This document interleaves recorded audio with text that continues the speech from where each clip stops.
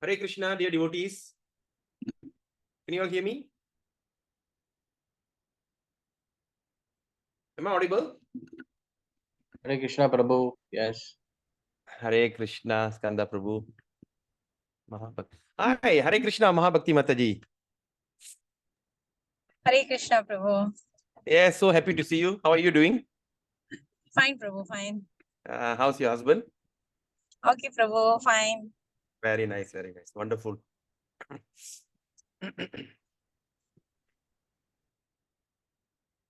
Is there any echo? No echo, eh? No echo, right? Can you hear any echo behind? Or is it clear? Hey Prabhu.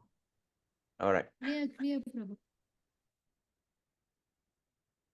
Okay, so Hare Krishna, Hare Krishna. So today I'm so excited to see all of you, especially also my God sister Mahabhakti Gopi Devi Mataji from Kulim and serving in Nibong Tabal, right? So happy to see all of you. And also Hare Krishna, Vaishnava Kripa Prabhu, Skanda Prabhu, Arul Prabhu, Lingesh, Kalaivani Mataji, Krishi, Vishnu, Mahalakshmi, and Rajina Devi Mataji. So welcome. Hare Krishna. Hare Krishna Prabhu. So today is such a fantastic day, auspicious day. And because we're going to discuss on Bhagavad Gita, today the date is Friday the 13th. You know, the Friday the 13th, it is, they used to say that Friday the 13th is a ghost day. Yes or not? Do you know what is Friday the 13th? Anyone? I think the new guys, I don't know whether Lingesh all knows that or not. Hello? Anybody home? Yes, Prabhu. You know what is Friday the 13th? Krishi also don't know. Okay, all young people. In those days, they say the 13th, the Friday the 13th is the day which considered a very inauspicious day. All right? It's considered a terribly bad luck day. It is according to that Western tradition, all right? So when we were young, so you say like if we go to school on the 13th Friday the 13th, so the teachers all used to like scare us, you know, like Hungry Ghost Day or something like that. Oh, Arul Prabhu, so I have not heard about it. Okay. So they call Friday the 13th. Even there's a movie. Actually, I think the thing started after the movie, Friday the 13th, right? But despite whatever day it is, today is fantastic, very, very auspicious day, because here we have gathered to discuss on Bhagavad Gita. So as you understand, as we have spoke before, right? So whenever Bhagavad Gita is kept, worshipped, the entire place of pilgrimage exists in that place, right? So the Bhagavad Gita means the entire place of pilgrimage. Just think about it. Prayagraj, right? Mayapur, Vrindavan, Tirupati, right? And all the things that you can think of, all the holy places that you can think of, exist in this book, Egadasi. I mean, in this book, Bhagavad Gita. And we are having it in our convenience, right? With us, we are carrying it with us. So, and worshipping Bhagavad Gita is very, very, very, very, very, very auspicious. How we worship Bhagavad Gita? We worship Ganga by taking a bath, right? We worship place of pilgrimage by visiting that place, okay? But how we worship Bhagavad Gita? The Bhagavad Gita is worshipped by reading it, studying it, right? So, quite some time back, I just remembered a story whereby there's a person says, do you have a Bhagavad Gita? Yes, I have a Bhagavad Gita. So, where do you keep your Bhagavad Gita? Oh, I keep it in the altar. And keep in the altar, do what? Every day pray. Always worshipping Bhagavad Gita, showing incense, offering flowers. Of course, it's good. But the real way of worshipping Bhagavad Gita is by reading it, by studying it, right? It is not simply you put in the Sami Madal vechittu puja pandrathu. It is not recommended. It is, you're not getting a full benefit of Bhagavad Gita. Okay. Prabhu, So, it reminded me of something. yes. You know, whenever we buy something and we don't really use it, our parents will ask like, "Puja pandrathuku vechirkiya?" It's a literal definition of that. Yeah. அது எப்படி சொல்லுவாங்க? சாம்பிராணி போட வச்சிருக்கியான்னு சொல்லுவாங்க. Ah, yes, that's what my mom Maybe asked. your parents உங்ககிட்ட கொஞ்சம் நல்லா பேசுறாங்கன்னு நினைக்கிறேன். My parents என்ன சாம்பிராணி போடுறதுக்கு வச்சிருக்க? Right. All right. So as usual, before we start, let's offer our obeisances to all our spiritual preceptor. All right. You are here today is because someone have invited you.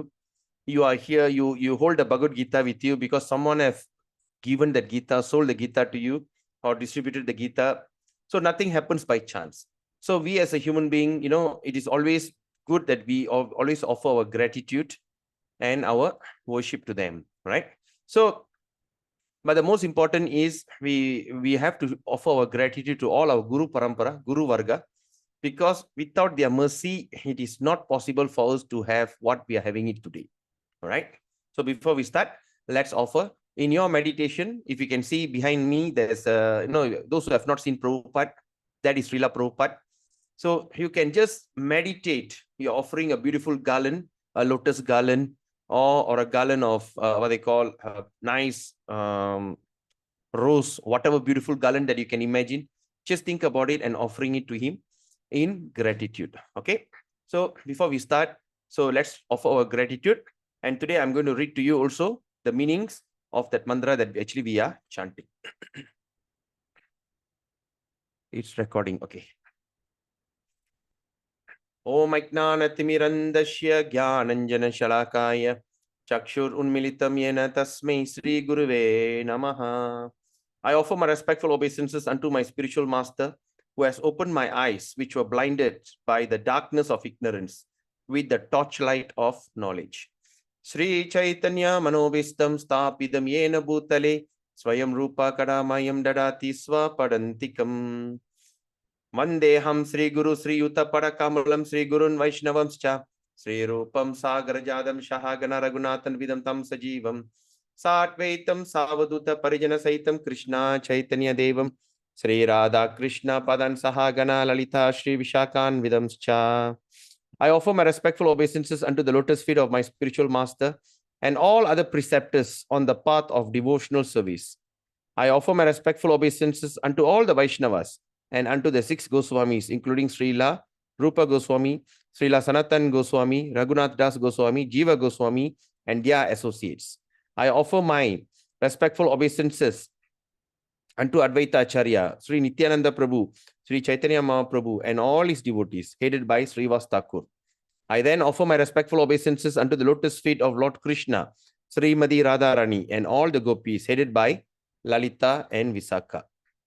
Nama Om Vishnu Padaya Krishna Prishtaya Bhutale Srimati Jaya Pataka Swami Niti Namine Namacharya Padaya Nitai Kripa Pradayine Gaura Kada Damadaya Nagara Grama Tarine. Nama Om Vishnu Padaya Krishna Prishtaya Bhutale Srimati Bhakti Vedanta Swami Niti Namine Namaste Saraswati Deve Gauravani Pracharine Nirvishesha Shunyavadi Pasachari Starine. Nama Om Vishnu Padaya Krishna Prishtaya Bhutale Srimati Bhakti Siddhanta Saraswati Namine Shri Varshabhana Vidayitaye Kripabdaye Krishna Sambandha Vijnanadayine Prabhave Namaha. Madhuryo Jwala Premadya Sri Rupanuga Bhaktida Shri Gaura Karuna Shakti Vigrahaya Namustute. Namaste Gauravani Shri Murtaye Dinatarine Rupanuga Viruda Pasidanta Dvanta Harine. Namo Gaura Kishoraya Sakshat Vairagya Murtaye Vipralambara Sambodhe Padambujayate Namaha. Namo Bhakti Vinodaya Sachidananda Namine Gaura Shakti Sarupaya Rupanuga Varayate Gaura Virbhava Bhumestvam Nidasa Sajjana Priya Vaishnava Sarobhauma Sri Jagannataya Te Namaha. Vancha Kalpata Rubhyascha Kripa Sindhubevacha Paditanam Pavinebhyo Vaishnavebhayo Namo Namaha. I offer my respectful obeisances unto all the Vaishnava devotees of the Lord. They are just like a desire tree who can fulfill the desire of everyone, and they are full of compassion for the fallen conditioned soul. Oh, okay. My master. Namo Mahavadanyaya Krishna Prema Pradayate Krishnaya Krishna Chaitanya Namne Gauratise Namaha. Panchatattvatmakam Krishnam Bhakta Rupa Swarupakam Bhakta Vadaram Bhaktakyam Namami Bhakta Shaktikam. Hey Krishna Karuna Sindhu Dina Bandho Jagatpade Gopesha Gopika Kanta Radha Kanta Namstute Jayatam Suratau Pangur Mama Manda Matirgati Mat Sarvasva Padam Boja Radha Madana Mohanao Divyat Vrindaranya Kalpadrumadaha Sri Mat Ratnagara Singha Asanasto Srimat Radha Srila Govinda Deva Prishtalibi Sevya Manosmarami. In a temple jewel, in the temple of jewels in Vrindavan, underneath a desire tree, Sri Sri Radha Govinda, served by their most confidential associate, sit upon an effulgent throne. I offer my most humble obeisances unto them. Sriman Rasa Rasaram Bivam Sivata Tatastita Karshan Venur Swaner Gopir Gopinata Yesriye Stuna. Tapta Kanchana Gaurangi Radhe Vrindavaneshwari Vrishabhanu Sudhe Devi Pranamami Hari Priye. I offer my respects to Radha Rani, whose bodily complexion is like molten gold and who is the queen of Vrindavan. You are the daughter of King Vrishabhanu and you are very dear to Lord Krishna. Jai Shri Krishna Chaitanya Prabhu Nityananda Shri Advaita Gadadhara Shivashadi Gaura Bhakta Vrinda. Hare Krishna, Krishna Krishna, Hare Hare. Hare Rama, Rama Rama, Hare Hare. Hare Krishna, Krishna Krishna, Hare Hare. Hare Rama, Rama Rama, Hare Hare. Hare Krishna, Krishna Krishna, Hare Hare. Hare Rama, Rama Rama, Hare Hare. Om Namo Bhagavate Vasudevaya. Om Namo Bhagavate Vasudevaya. Om Namo Bhagavate Vasudevaya. Narayanam Namaskritya Naram Chaiva Narottamam Devim Saraswatim Vyasam Tato Jayamudhirayet. Nasta Prayesu Abhadresu Nityam Bhagavata Sevaya. Bhagavate Uttama Shloke Bhaktir Bhavati Naishtiki. Hari Om Tatsat. Hare Krishna. So, with this, we will start our program. So, we were discussing about chapter 8 that day, and I couldn't finish it because I don't want to like rush into that because it has a fantastic understanding, okay, about the universal, how the things created and everything. And of course, then we follow to chapter 9.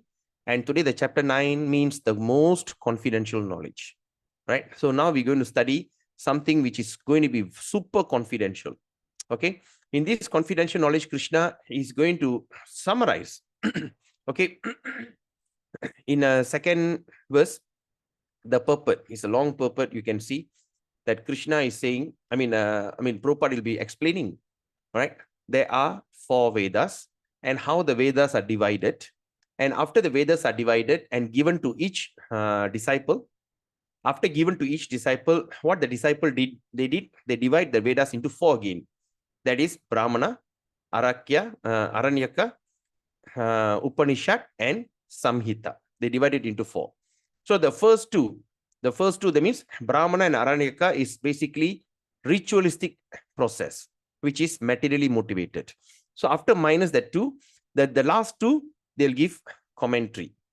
All right. So what Vyasa will do, he will take that final 2, which is some Upanishad and also Samhita.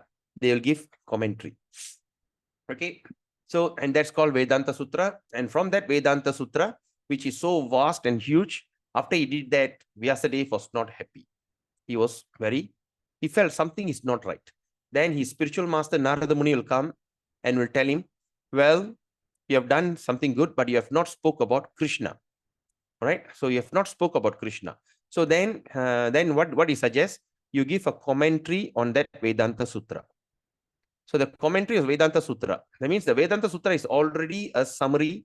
It is what they call the essence of all the Vedas. Okay, he takes that Vedanta Sutra and he gives commentary, and that commentary is called Srimad Bhagavatam. So in this chapter 9, whenever, if at all, when you look at that second verse, of course we will study as we go on, that says that just by studying this chapter 9, it's considered that you are getting the essence of all the Vedas. All right. So we are going to study on a very, very auspicious chapter, chapter 9. Okay. Which is, the title is The Most Confidential Knowledge. All right. So before we start, is there any reflection? Anyone would like to say something, share as after what we have gone through with chapter 8 before? Any sharing? Anybody would like to express themselves?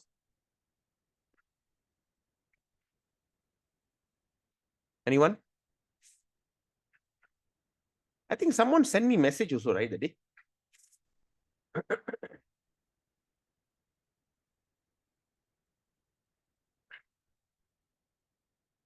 So many messages, I so can't find them. All right. So if there's nothing, we will start our session. Okay. So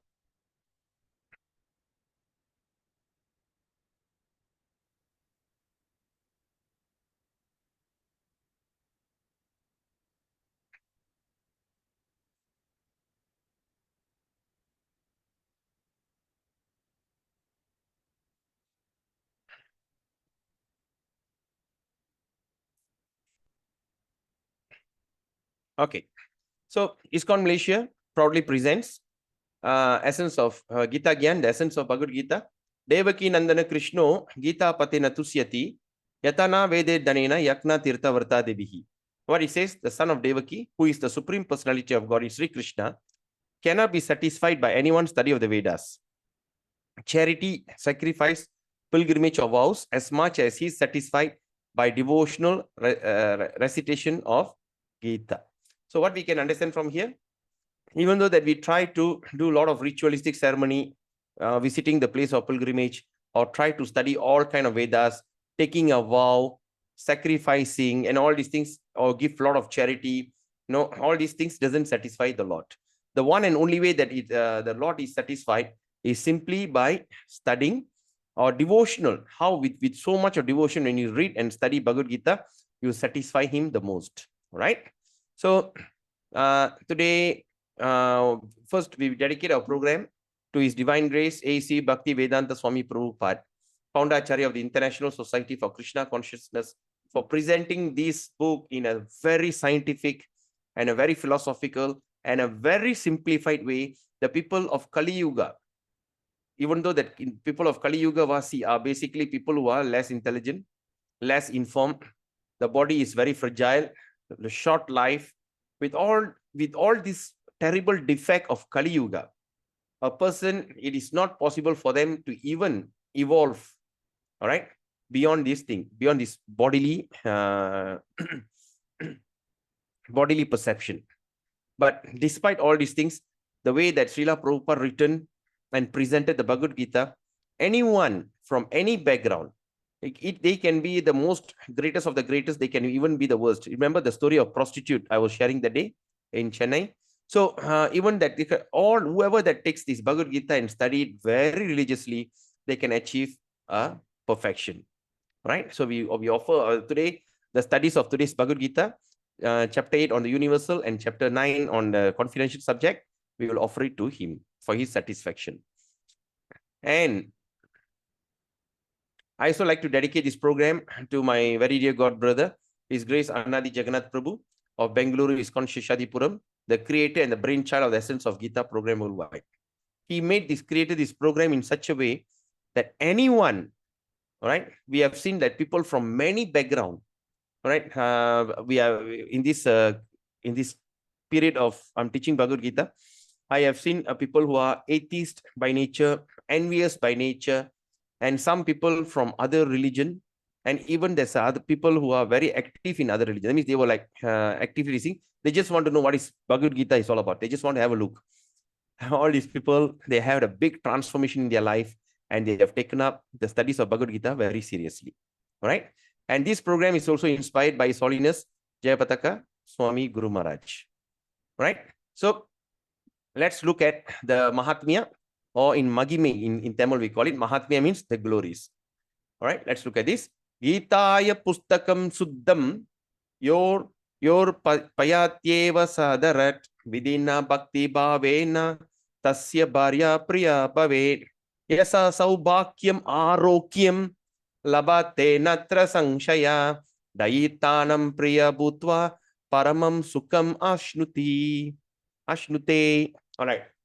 Again, Gitaya pustakam suddham yor payatyeva sadarat vidina bhakti bhavena tasya bharya priya bhaved yasa saubhakyam arokyam labate natra samsayah dayitanam priyo bhutva paramam sukam ashnute. So what are the words that we can understand? Gita, yeah, Gita, Pustakam, book, Suddham, right? Then again, okay, then let's look at this.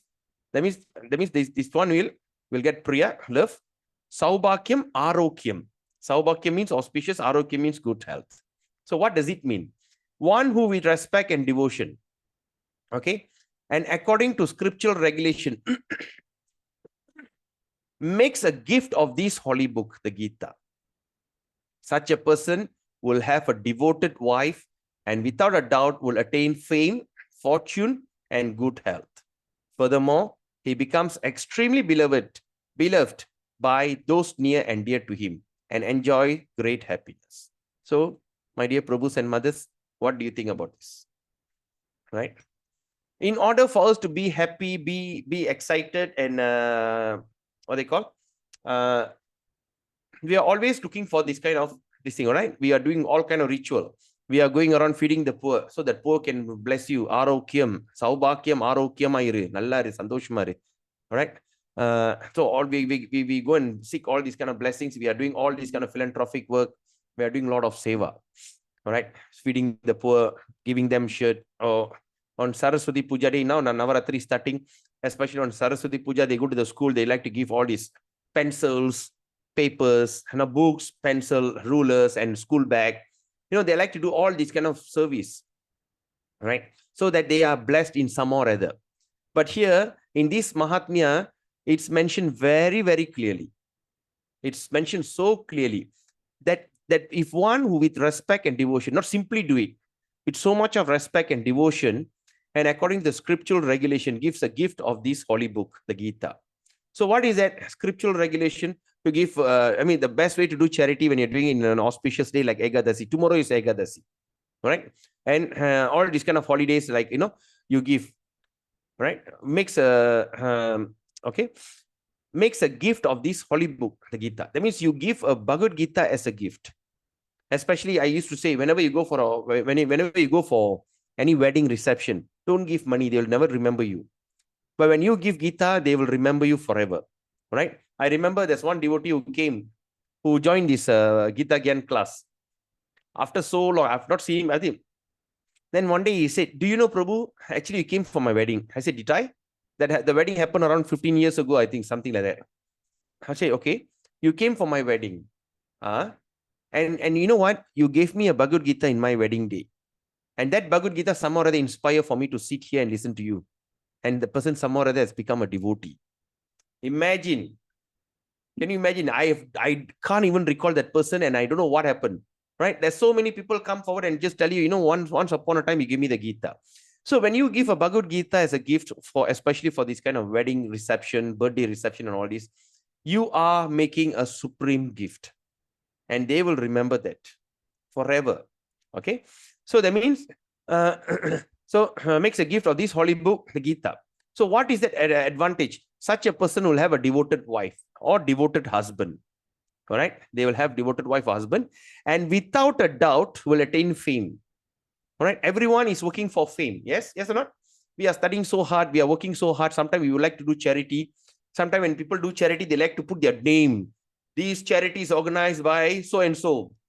They like to have name, fame, and everything. But Krishna says very simple. You just give a Bhagavad Gita, you get all this. Right? You'll attain fame, fortune, and good health. Saubhakyam, Arokyam. Right? And furthermore, he becomes extremely beloved. By those near and dear. That means if you think you are the person that nobody likes you, okay, you are the person that wherever you go, people hate you. There's some kind of people like that, right?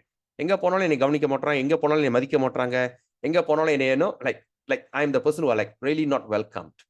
So, but what Krishna says, if you give that, you will become not beloved, extremely beloved. That means they love you extremely. All right, by those who are near and dear to you. All right. And after that, enjoys great happiness. For this reason, people are spending millions, thousands of ringgit, going to India, going there, doing charity. It's not easy, right? When you do that food for life, whatever charity you do, it costs you so much of money. So what I suggest to you, why not you take a Gita and give it to them as a gift and achieve all the desired, what they call the result. So that's why I'm telling you the RDC formula is fantastic formula. Now you understand why we are talking about distributing Bhagavad Gita again and again and again. Because when you start to distribute Bhagavad Gita, you will never know how fantastically you're going to feel. That is the power of distributing Bhagavad Gita. All right. So, okay. So now we're going to discuss on chapter 8. Okay. Let me take the chapter 8.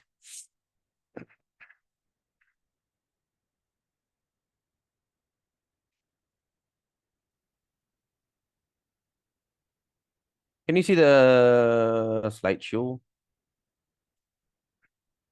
Can you see this? Yes, Prabhu. Okay. So now we have okay. We start from 15. So what Krishna says here? Okay. Mam upetya punar janma dukkalayam ashashvatam napnuvanti mahatmana shangshiddhim paramam gata. So here Krishna says, after attaining me, okay, the great souls who are yogi in devotion, okay, yogi in devotion never return to this temporary world which is full of misery because they have attained the highest perfection. Okay, so just by performing bhakti yoga, just by chanting Hare Krishna Maha Mantra, reading Bhagavad Gita and distributing Bhagavad Gita, you are on your level of purification. That means you are what they call you are realizing yourself. That means you are purifying. That means you are on your way to become Mahatma. Okay. Now, after that, we studied these also. Brahma Bhuvana Loka Punar Avartinorjuna Mam Upetya tu Kaunteya Punar Janmana Vidyate. So what Krishna says here, from the highest planet of the material world, which is Brahma Loka, and to the lowest planet, which is Patala Loka, which is hellish region, these four things will happen. That is repeated birth and death. Okay. But one who attains my abode never returns, never takes birth again. So this four process, it is quite common, it's standard in this material world, material environment, right? So first we born, then later, right? First we take birth, then later that we grow up, and it's okay. So like some people say, yeah, born la, die. I mean, die la, who cares? Of course, if people have really no fear for death, you don't see people doing all these kind of what do you call daredevil work, like mud rampage, riding on motorbike, jumping from the parachute, all these kind of things, because they're so used to dying. Because we have taken so many births, 8.4 million births at least, and we have been taken and we have died in every form. So dying is not a big deal, right? So dying is not a big deal. All right. So die, who cares? But it's okay. Dying is okay, fair enough. But the two things, that something that we cannot tolerate, that is falling sick and what they call getting old and falling sick. These two things people really cannot tolerate. Once upon a time, I look so good. Now look at me. Once upon a time, I had all black hair. Now my hair is turning white. Once upon a time, I got a good eyesight. I was so attractive. Now look at me, all, so people cannot tolerate these two things, getting old and falling sick. But this is something guaranteed. It's keep going on again and again and again. Okay. So, okay, this is what that we supposed to discuss the day that I quit. I mean, I didn't do it. So now let's look at Brahma's life. Okay. So now we are talking about Brahma's life, Lord Brahma. After this, we go into that universal creation. So now when you look at this yuga, there are 4 yugas. Okay, number 1. And please, if you don't understand, you can ask question, right? Don't think you try to understand. Don't try to understand. Try to clear this thing, because we are always in effort of once and for all try to understand. Then after that, you evolve further. Okay, there are 4 yugas. What are the 4 yugas? First is Satya Yuga, or also called as Krita Yuga. Second is Treta Yuga. Number 3 is Dwapar Yuga. And number 4 we call as Kali Yuga. Now we are in Kali Yuga. So far so good? Right? You can put your thumbs up, or you can just say unmute and say yes, or you can send a message yes. So I just want to know whether you all are following me. All right, great. Okay, so there is 4 yugas. So these 4 yugas are like a 4 what do you call? Okay, it is like a 4 season. What are the seasons that we have? We have autumn, summer, winter, and monsoon. All right, the rainy season and all this. What another season? What are the seasons? Like autumn. No, first is winter. First is summer, autumn, winter, and then what is the fourth one? Spring. Spring. All right, spring. That means we have 4 seasons. So these 4 seasons we call it 1 year. Okay, it is considered one complete season, right? So that means we call it as. That means now we are saying yuga. So these 4 yugas. That means Satya Yuga, Treta Yuga, Dwapara Yuga, Kali Yuga. These 4 is called one Chatur Yuga. Chatur means 4. All right. It is considered one cycle. So far, so good? All right. So now let's see in human years. In human years, what is that calculation? All right. This is, of course, there is Indian calculation, but I will explain to you. Satya Yuga lasts for 17,28,000 years. That means 1,728,000 years. All right. One Satya Yuga, the duration of one Satya Yuga is 1,728,000 years. Treta Yuga. One Treta Yuga, the calculation is 1,296,000 years. Okay. One Dwapara Yuga, it lasts for 864,000 years. And one Kali Yuga will last for 432,000 years. So how the factor is one Kali Yuga. That means Dwapara Yuga is times 2, 432 times 2. Treta Yuga, 432 times 3. And Satya Yuga, that means the last one is 432 times 4. Okay. So this is called this thing. So far, when you look at Kali Yuga, we have already passed through 5,000 years. So now we have balance of 427,000 years to go. Like some people say the earth going to come, Kiamat going to coming, the earth going to end, the Armageddon is going to happen, the world, it will never happen now. Okay, we have another 427,000 years to go. Okay. And it's also mentioned for the first 10,000 years, this Kali Yuga will be golden age.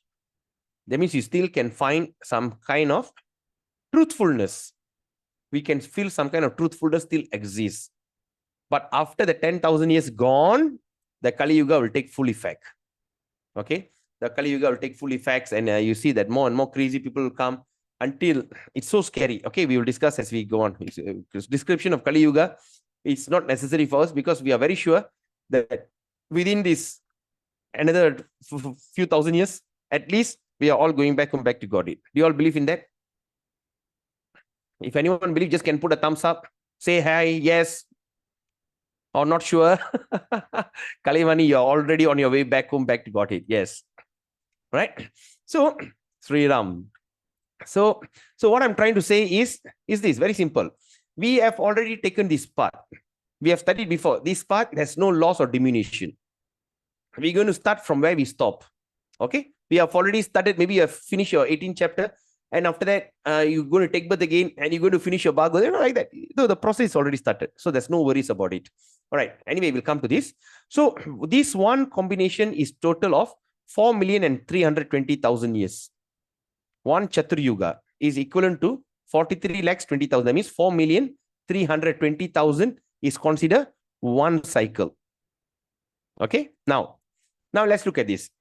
So it's actually one Chatur Yuga, Prabhu. What is it? The one cycle. Oh, yeah, it is one Chatur Yuga. Okay. You wrote that. One Chatur Yuga. Yes. Oh. Okay. Okay, never mind. I will get this thing also to write.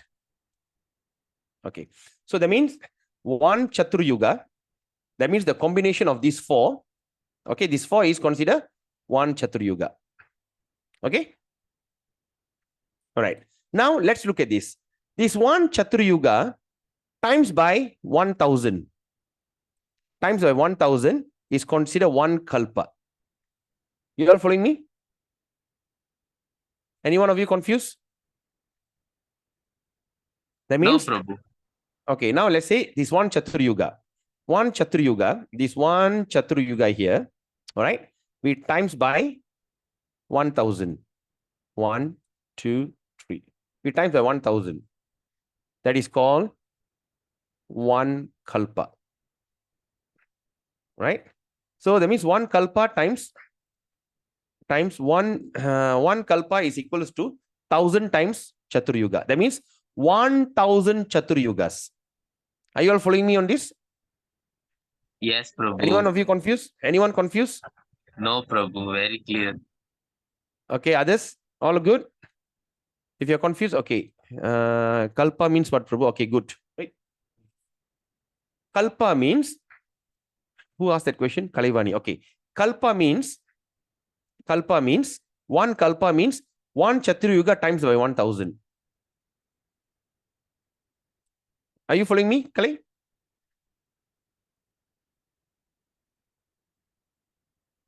Okay.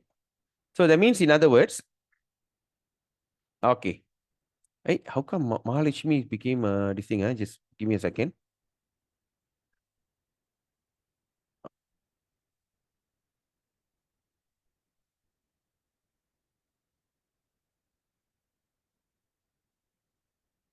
Oh, okay. Right. So that means, in other words, Kalivani, it's like this. Okay. Now let's look at this. Oops, sorry. Okay, it's like this. So when you look at this, okay, when you look at this one Chaturyuga, what is one Chaturyuga? One Chaturyuga is equivalent to 432,000 years, 4,320,000 years, or the combination of all these four yugas is considered one. Okay. Now what do? You take one Chaturyuga, you times by 1,000 Chaturyuga. Okay. 1 times by 1,000. What does it mean? That means it is equivalent. It is equivalent to how many years? 4,320,000 years. All right. Times another 1,000, Prabhu. Oh my God. Yes. Times 1,000. So that means how much? Okay, do the calculation, right? So that means here we are talking about so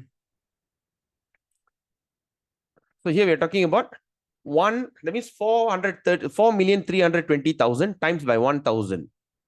Okay, we call this as one kalpa. Kalivani, you understand? Okay, great.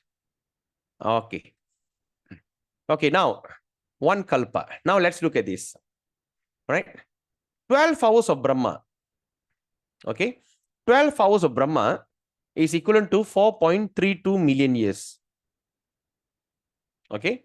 So that means Brahma's 100 years, Brahma will live up to 100 years. So Brahma's 100 years is equivalent to 311.04 trillion Earth years. Okay.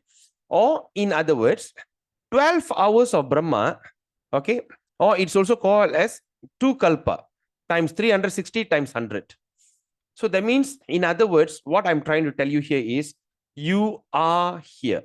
So that means now, in other words, Brahma is now, the age of Brahma is 50 years. So imagine if 50 years means roughly we are there. That means so far the duration of this time is 160 trillion 40 billion Earth years. He's 50 years old. He's 50 years old now. So that means at least 160 trillion 40 billion years we are moving around this planet, this process of cycle of birth and death again and again and again. You all understand? Yes, Prabhu. Everyone, all of you following me? Imagine so many times you come to the human form, you don't utilize the sixth sense, you come down animal kingdom, you come back to human form, still you don't listen, come back again. Right? The human form is actually parole, given a chance. Do you still want to change or not? Do you still want to this thing or not? Right? Okay. Now let's look at this. The night of Brahma. The night of Brahma, partial annihilation happened. So when partial annihilation, everything merged into Garbho Dakshay Vishnu. All right. So let me, okay, now I'm going to show you this. What does this mean?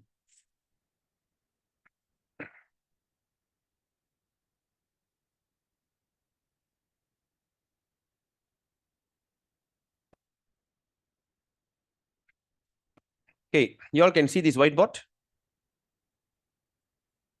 It's loading, Prabhu. Oh, loading, huh? Okay, Okay. can, Prabhu. Okay. Now let's do this.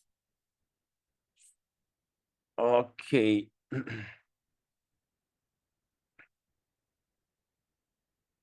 Okay. First, okay. Let's look at this material creation.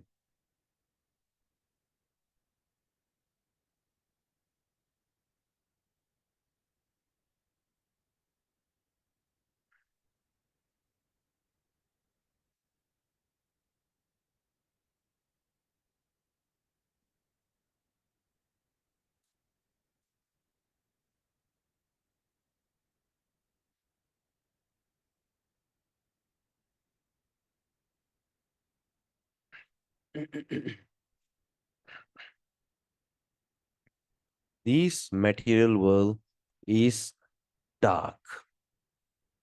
All right. We are living in a dark place. They call this as Devidam. Okay. At this place, first, there is in this dark area. Okay, okay. I don't confuse you like this. Okay, let me show you like this. Okay. This material world, okay. How big is this material universe? Okay, number one, at the bottom of this universe,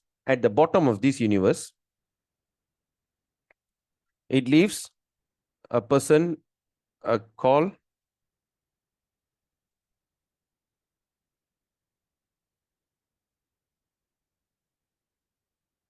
all right, Garbo Dakshyasi Vishnu.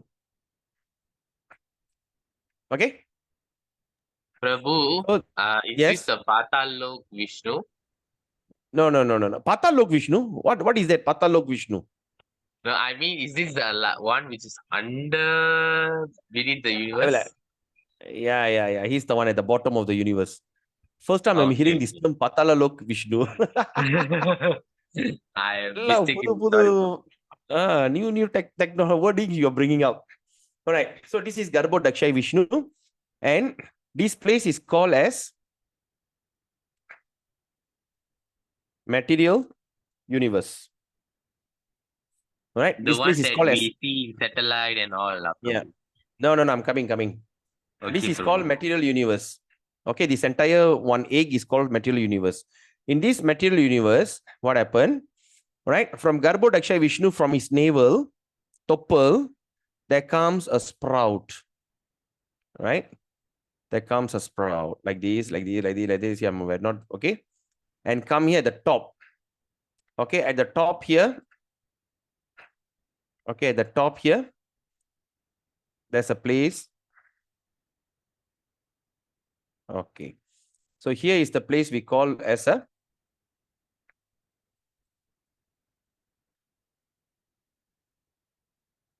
Brahmaloka. Okay, Brahmaloka means the place where Lord Brahma is. Okay, so there's a Brahma. So Brahma was born there. So how the Brahma born? From the navel of Vishnu. So far so good.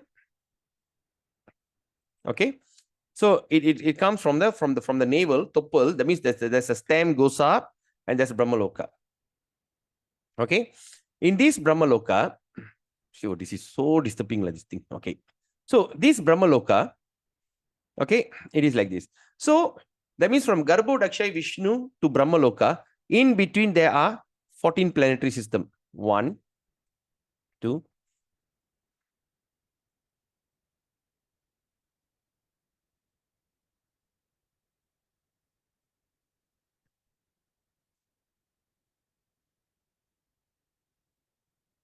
Okay, and the lower planetary.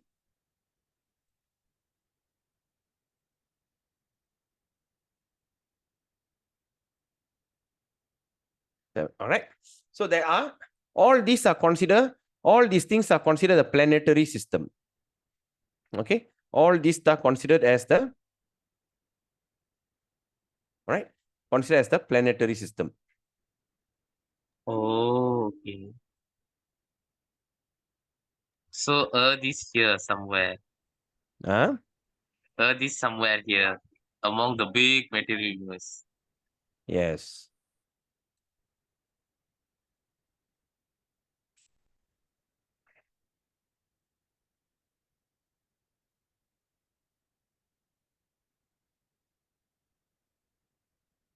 So this is all consider the planetary system. So far, so good.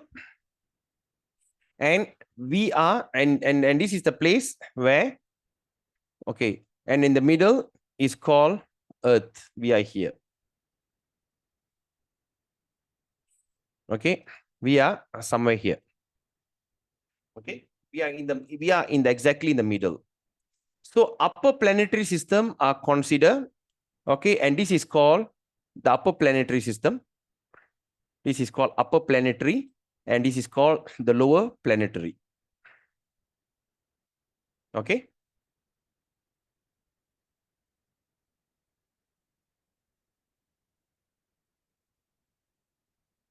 Planetary. Okay, this is called the upper, and this is called the lower. Right? This is called the lower planetary system. Are you all following me on this? Okay. Now, so what just now the verse says, after every 12 hours of Vishnu, after every 12 hours, you know what will happen?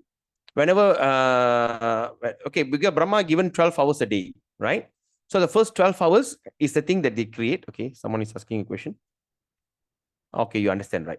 All right, after every 12 hours, okay, morning till night, then after that, Brahma goes to bed. When Brahma goes to bed, these portion of the planetary system, that means the lower planetary system, all will be annihilated. Means it will gone. That means all will be destroyed from Earth downwards. So the one will last only the upper planetary system. All right. So when the day comes, start back again. Okay. Oh, sorry. See, I made a mistake here. All right. So it's a, that means from here up to here. So the planetary system will destroy the lower one.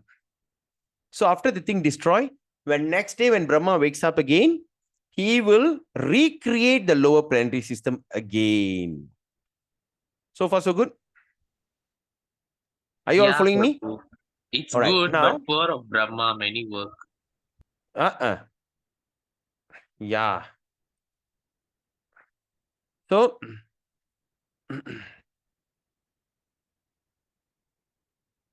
why is coming to this one? All right. So this is what they call night of Brahma. The partial annihilation will happen. So when the partial annihilation happen, okay, when you look at this, right? When you look at the partial annihilation happen, all this middle planetary system all will destroy, will be this thing. And what happened? It merged back into Garbhodakshaya Vishnu. It goes back into Garbhodakshaya Vishnu. You understand? And next day, it comes back out again. Are you all following me on this? Any one of you are confused? I can't see anybody. Actually, if you're confused, you just can unmute yourself and ask question. No, good. No, Prabhu, clear. All right. Okay. Because I only can see my face. I can't see anyone. Right. Okay. So the partial is destroyed. Okay. So now let's look at this. In 21, what Krishna says, Avyaktukshara ityuktas tamahum paramam gatim mam prapyana nivartante tadama paramam mama. That which the Vedantis describe as unmanifest and infallible. That which is known as the supreme destination. That place from which having attained, that means once you go there, one never returns. All right. That place, once you go there, you never returns. And that is my supreme abode. Now you look at the photo here. There is two abodes here. Okay. Now I'm going to explain to you on these two abodes.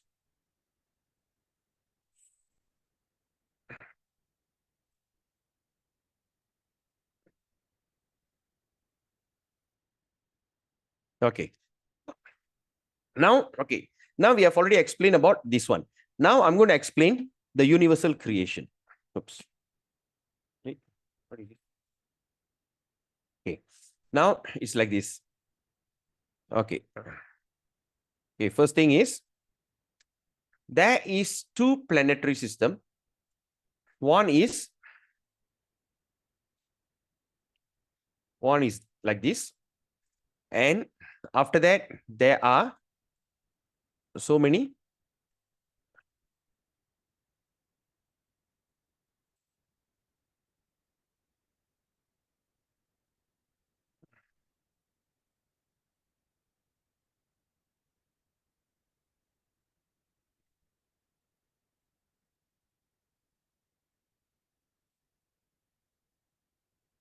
okay. So it's like this. And in this middle planetary system,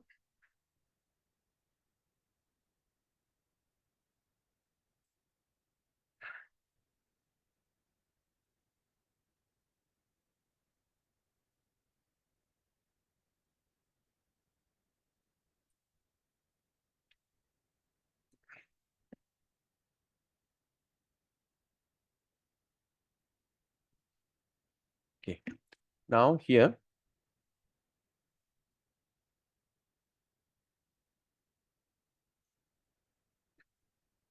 what do you understand from this? What does it look like? Look like sun. Huh? Sun. Sun. The Okay. lotus Anybody else? flower. Ah, very good. Who said that? Lingesh. Oh, Lingesh. Wow, very good. So it's a lotus flower.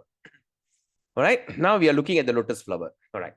So this place is called as spiritual sky. This place is called as the spiritual sky. All right. In this spiritual sky, there is also lots of, all right. So there are lots of planets like this. Yeah, millions and millions and millions, innumerable.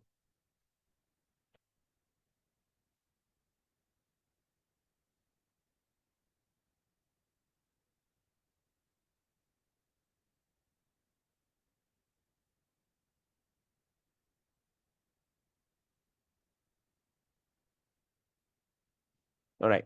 So this place is called as, right? So this area, all this, okay, all these thing, it is called as the Vaikunta. Right? We call this as Vaikunta planets. Okay. Then we are, and what we call this thing, the yellow color thing, right? We call this as the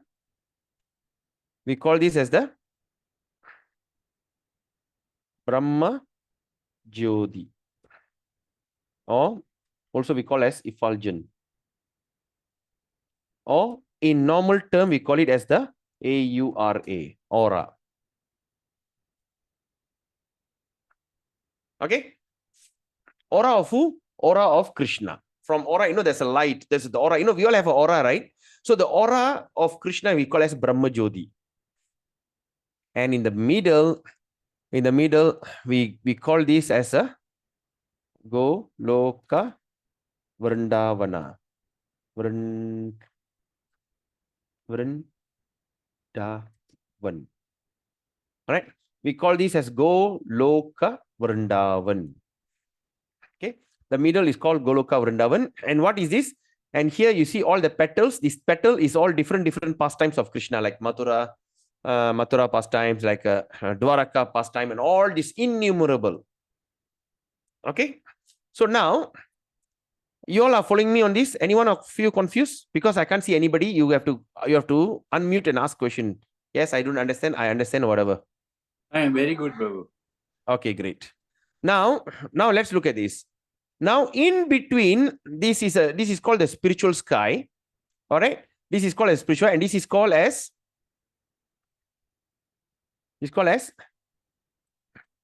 Tripod Vibhuti. huh? Tripod Vibhuti. Yes. Material sky. This is all called the material sky. Okay. This area, all the black dots are material sky, and the blue dots are spiritual sky in the Brahma Jyoti or the effulgence or the aura of Krishna. Okay. Now, here you see, okay, what color should I use? Okay, I use the blue color, right? Here, when you see, there is a border.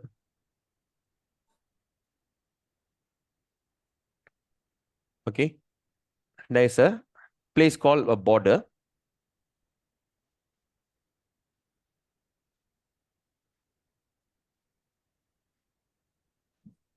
Okay. This area is the border of spiritual and material sky. Okay. Between the spiritual listening, okay, we call this as the border, BORDER, or in others, we call this as a Viraja river. Okay. We call this as a Viraja river. I hope you all are following me. Okay. This is called the border or the Viraja river. Okay. In this Viraja river, and in between there's another planet. Okay. In between there's another planet. Okay. What color should I use? Okay. Use this. Okay. Orange. So in between there's another planet.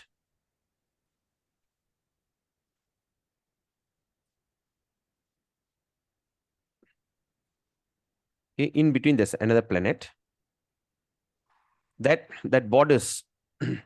Okay. It's like in between the border. All right. Somewhere near the border. This planet has divided into two. Okay. One part is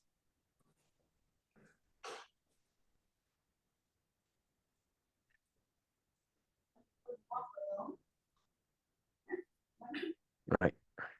These things divided into two.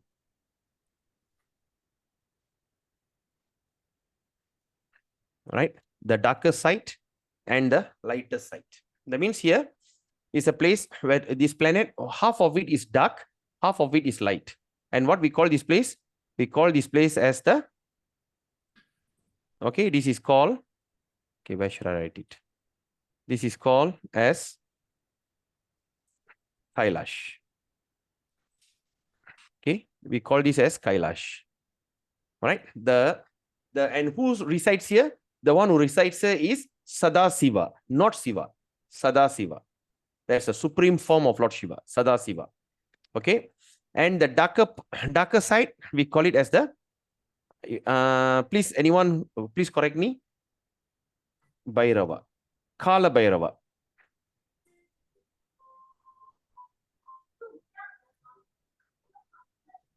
Okay, Kala Bhairava.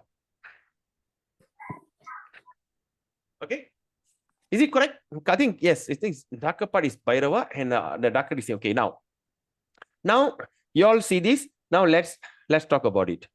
Now, what happened? First of all, from Goloka Vrindavan resides. Okay.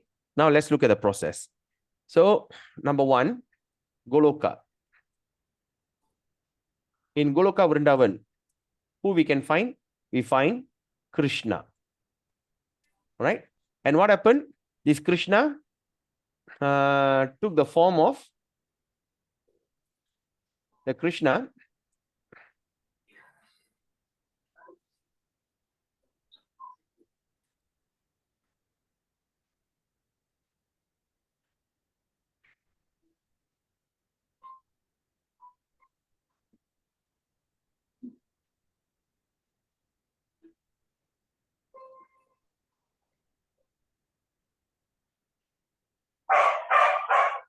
Okay. So now in Goloka Vrindavan, what happened? Here, Krishna took the form, I mean, he expanded as Balaram. From Balaram, he expanded as Aniruddha. Then after that, of course, Pradyumna and what they call? Vasudeva and all these things. There's so many innumerable expansion. Then eventually he expanded himself as Narayana. All right? He expanded his Narayana or Mahavishnu. And where does he stay? That means he came out, he lives in this place called what they call Karana Dakshayush. Karana, also known as Karana Daksyasi Vishnu. Karana Dakshayasi Vishnu. Karana Dakshayasi Vishnu. Okay, Dakshai Vishnu, right? Which is also the place he lives is called causal ocean. All right, causal ocean. What is causal? Causal. All right, causal ocean. Causal ocean means the thing that cause things happen. All right, or in Tamil we call Karana Kadal. Karanam. There's a cause and effect. So there's a causal ocean. All are following me? Yes, Prabhu. Okay, great. Then what happened from the causal ocean? Then after from the causal ocean, okay, what happened? This place is called, okay, it's okay.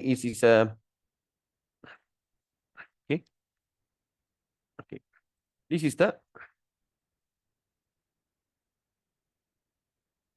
right. This is the causal ocean. Okay, so that means Lord Vishnu entered the causal ocean. He entered the causal ocean. Okay, he enters the causal ocean. So once he entered the causal ocean, the expansion entered into the causal ocean. He start to lie down there, right, in causal ocean. Okay, now I want everybody to think about it. Okay, now pay attention to me. Yeah. Now, what happened when you put your hand inside the water?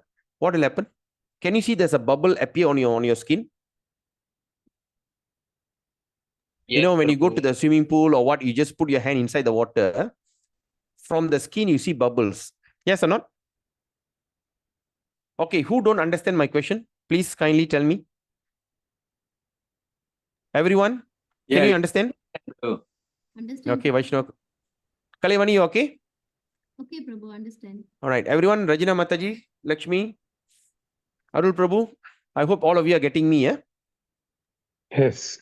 Okay, now, when we put our hand inside, that means when Vishnu entered into this causal ocean, what happened? His body, the bubbles start to appear from his body, bubbles. All right, so the bubbles start to appear. Okay, the bubbles start to appear, and at the same time he also was breathing, so the bubbles start to appear. There's millions and millions and millions of bubbles, right? Are you all following me on this? Huh? So while he's breathing and while he's doing, okay, there is a bubble appearing from his body. Okay, I just take this one example. Okay, all right, like this, there are so many bubbles. Okay, there are so many tons and tons and millions and trillions, unlimited. In human calculation, you can't even perceive how many bubbles are there that start to appear from his body. Okay, now okay, now I want you to look at this. So when all this bubble is created, okay, when all this bubble created, what did Vishnu did? He, from Vishnu, which is called as Karanadakshay Vishnu, all right, Narayana as Karanadakshay Vishnu, he now entered into every bubble. He entered into every bubble.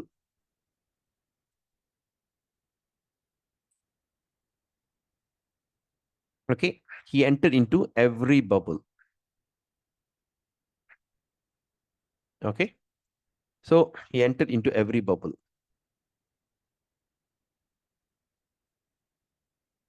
He entered into every bubble. And what he called this bubble here, right? He entered into every bubble. What he entered here? He entered as Garbo Daksyasi Vishnu. Okay, he enters as the Garbo Dakshai Vishnu. Okay, what does it Garbo Dakshai Vishnu means? Okay. Now, let's see. Kalaivani, what do you call pregnancy in Tamil? Garbam, Prabhu. Huh? Garbam. Garbam. What do you think, Vaishnava Prabhu? Skanda Prabhu? Arul Prabhu, what do you call pregnancy in Tamil? Garbam also. Garbam. So garbama irukke, garbam. So garbam means the one that stays inside a womb. Okay. So now what happened? When this Vishnu here, I mean, after all this incarnation of Krishna, Balaram, Aniruddha, and all these things, then after that, at last he came as Narayana or Karna Daksha Vishnu. He entered into every bubble. All right. He entered into the Karna ocean. When he entered the Karna ocean, the body will start, all the bubbles from the body start coming out. So all these are bubbles. All the bubbles are coming out. All the bubbles came out. So now I take one example of the bubble. Nore in Tamil we call Nore. So in this one bubble, in all the bubble, he expanded further and he entered into every bubble. He entered into each and every bubble. Are you all following me on this? And that bubble, when he entered, he is known as Garbo Dakshai Vishnu. Garbo Dakshai means he's entered into the bubble as a garba, as like a pregnant. That means he's entering into every bubble. So far, so good? All right. Now, when he enters into every bubble, what happened? So that's Garbo Dakshai Vishnu. And from his navel, he start to create Brahma. And from Brahma, all that planetary systems start to manifest. This is called one bubble. Anyone confused? No, Prabhu. Everyone is clear? You can unmute and speak, no problem. Yes. Okay. So this is one bubble called this one planet. And how many planets are there? There are 33 million devatas, right? 33 million devatas. And each devatas have, they are different planet. Like Surya Devata have a Surya planet. Chandra have Chandra. Or like that, every devas have their 33 million. That means imagine this one bubble itself, huge and vast. Okay. Like this, there are so many bubbles. Like this, so many bubbles. And we are stuck somewhere. Right? So, and what is this place? The dark place? The dark place is the thing they call the material sky. And this material sky is full of darkness. This material sky is full of darkness. We are living in a dark area, in total ignorance. Okay. So in one bubble, Vishnu entered as Garbo Dakshay, from there came up, and all in this one bubble, there are millions and millions and millions of species, 8.4 million species. And imagine, where are we now? Right? And for us to break away from all this one bubble, to come out, there is so many layers. I don't want to confuse you with this. This is sufficient for right now. So there's 7 layers. Layer 1, layer 2, layer 3, no, 7, 5, 8 layers. Each layer 100 times more than the previous layer. So you break open, break open, break open, break open. By the time you come to Kailash, Kala Bhairava. That's a final place. That's a final test. If you make it, then you penetrate into Kailash. After you go into Kailash, you cross that Viraja river. After you cross the Viraja river, then you go into spiritual sky. So if you have any Ista Devata, that means you have any particular deities like what they call, Kalaivani was telling she's so attracted to Narasinghadev. So she go into the planet with Narasinghadev, like that. Or if you think you would like to go to Krishna, you want to be with Krishna, you go to Goloka Vrindavan. Or I like to worship Krishna in the form of Dwaraka, the King Krishna. So you go to one of the places called Dwaraka, Mathura, all these thousands and thousands in this lotus petal. So this is called the whole, WHORL. Right? And in the middle, you see Radha and Krishna happily dancing. Yes, dark area. So that means earth is a dark area, material sky. Yes, correct. That's the thing. The earth, this is all in ignorance. It's a dark place. Right? That's why we need to have a planet, or with a fiery planet, the sun, to give us illumination. Right? We are so tiny. Okay? Right? We are so tiny. See, just imagine in this one place we are stuck. Right? So in other words, what in conclusion, what I can tell you is like this. Okay, in conclusion, I can tell you, we are in this dark space. Right? We are in that huge dark. Yeah. Right. So we are in that huge dark space. Ni mata I Right? We are in that huge dark space. Okay. The place is full of darkness. And in that dark zone, there's a tiny place called Earth. All right. There's a tiny place called, okay. Okay. So in this place, there's a tiny place called Earth. Somewhere in between, there's a tiny place called Earth. And in that tiny place, you know what?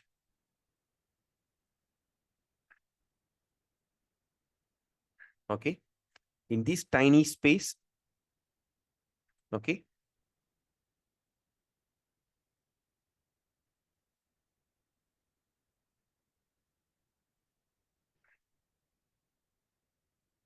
Okay. In this tiny space, you are here. Okay. And further, in that planet, in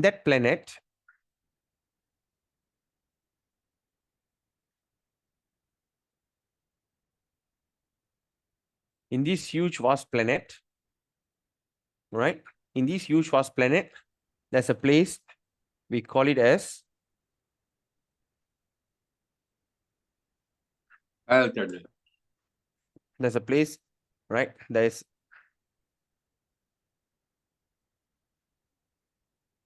okay. There's a place where it looks like, right? There's a okay. This is India, and from here you come down. Okay, like this, you know. I hope I'm drawing it properly. This is the Europe, and this is the thing, you know. No, it is Makkah. I mean, this thing like look like a box, like this. All right. In this area, you are living somewhere here, Malaysia, right? Malaysia. And when you look at Malaysia, where actually you are that tiny. Where do you actually exist in this material world? Nowhere. You are the smallest than the smallest germ. Just think about it. Where do we actually live? Where are we actually? Right? We are somewhere in, right?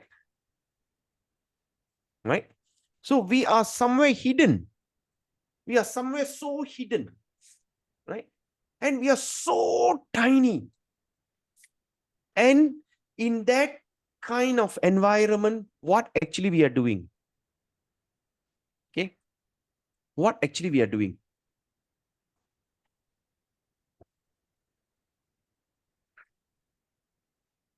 Right?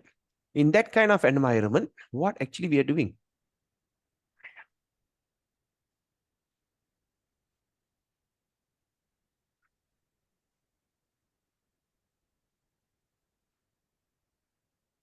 Wait, from current slide. Okay. So actually what we are doing, what we understand from here, the previous verse.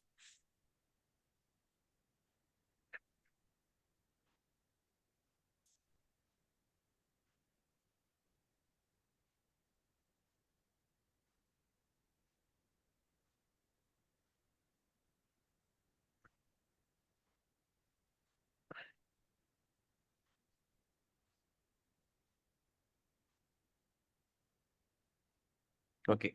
So I think it's in the previous slide, right? Remember that that what we say.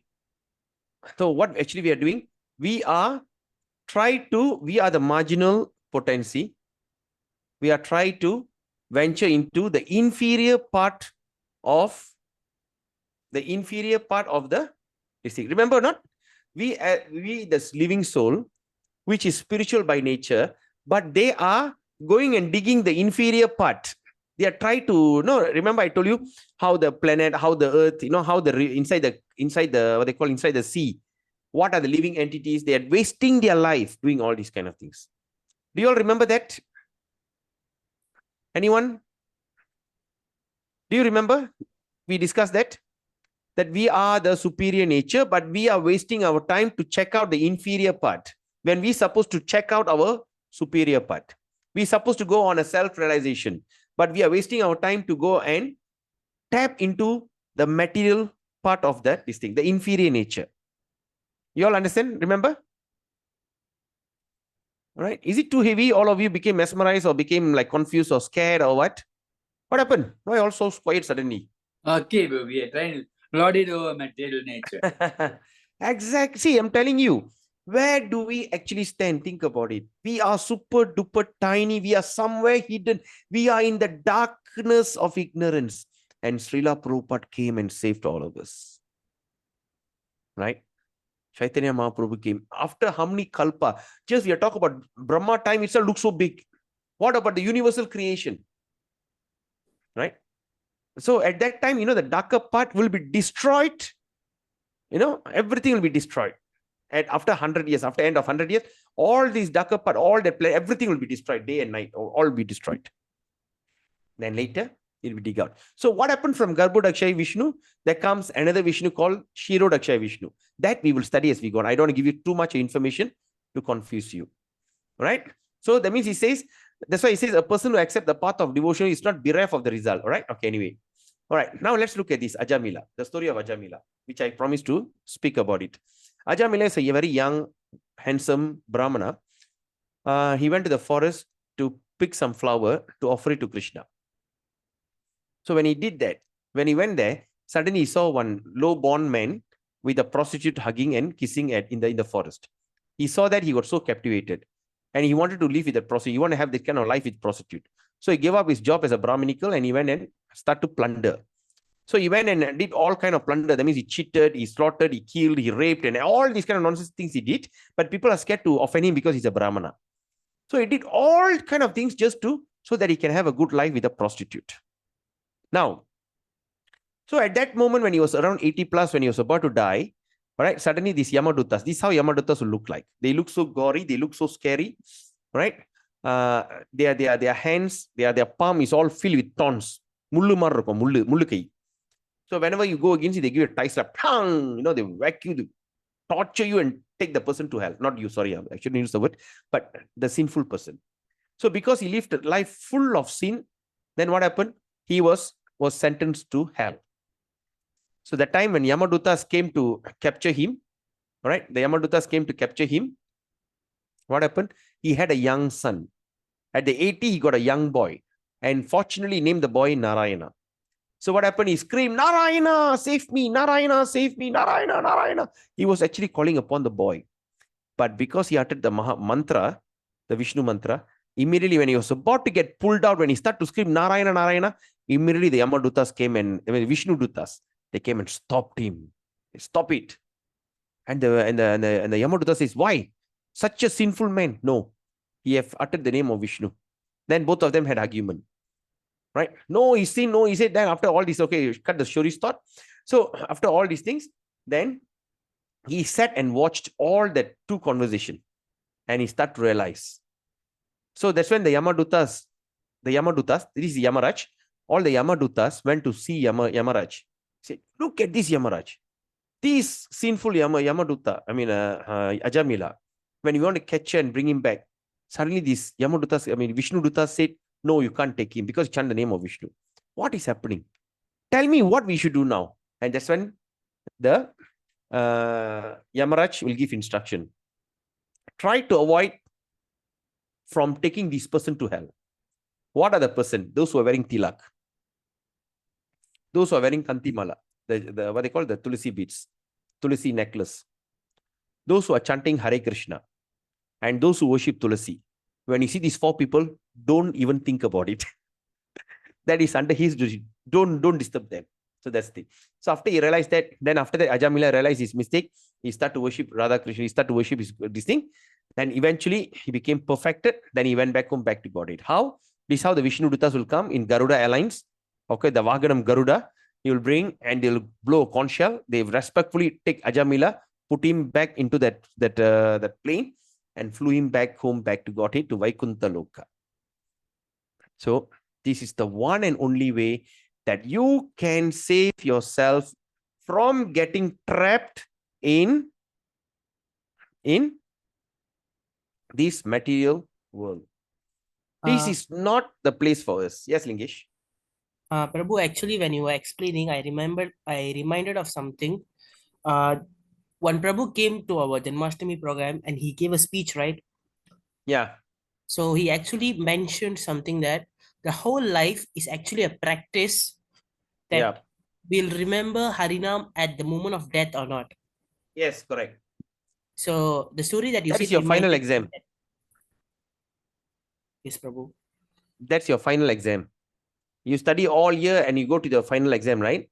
So here you do your whole year's studies, lifetime of studies. So at night, at the end, that's why I'm telling you, Bhagavad Gita will save you.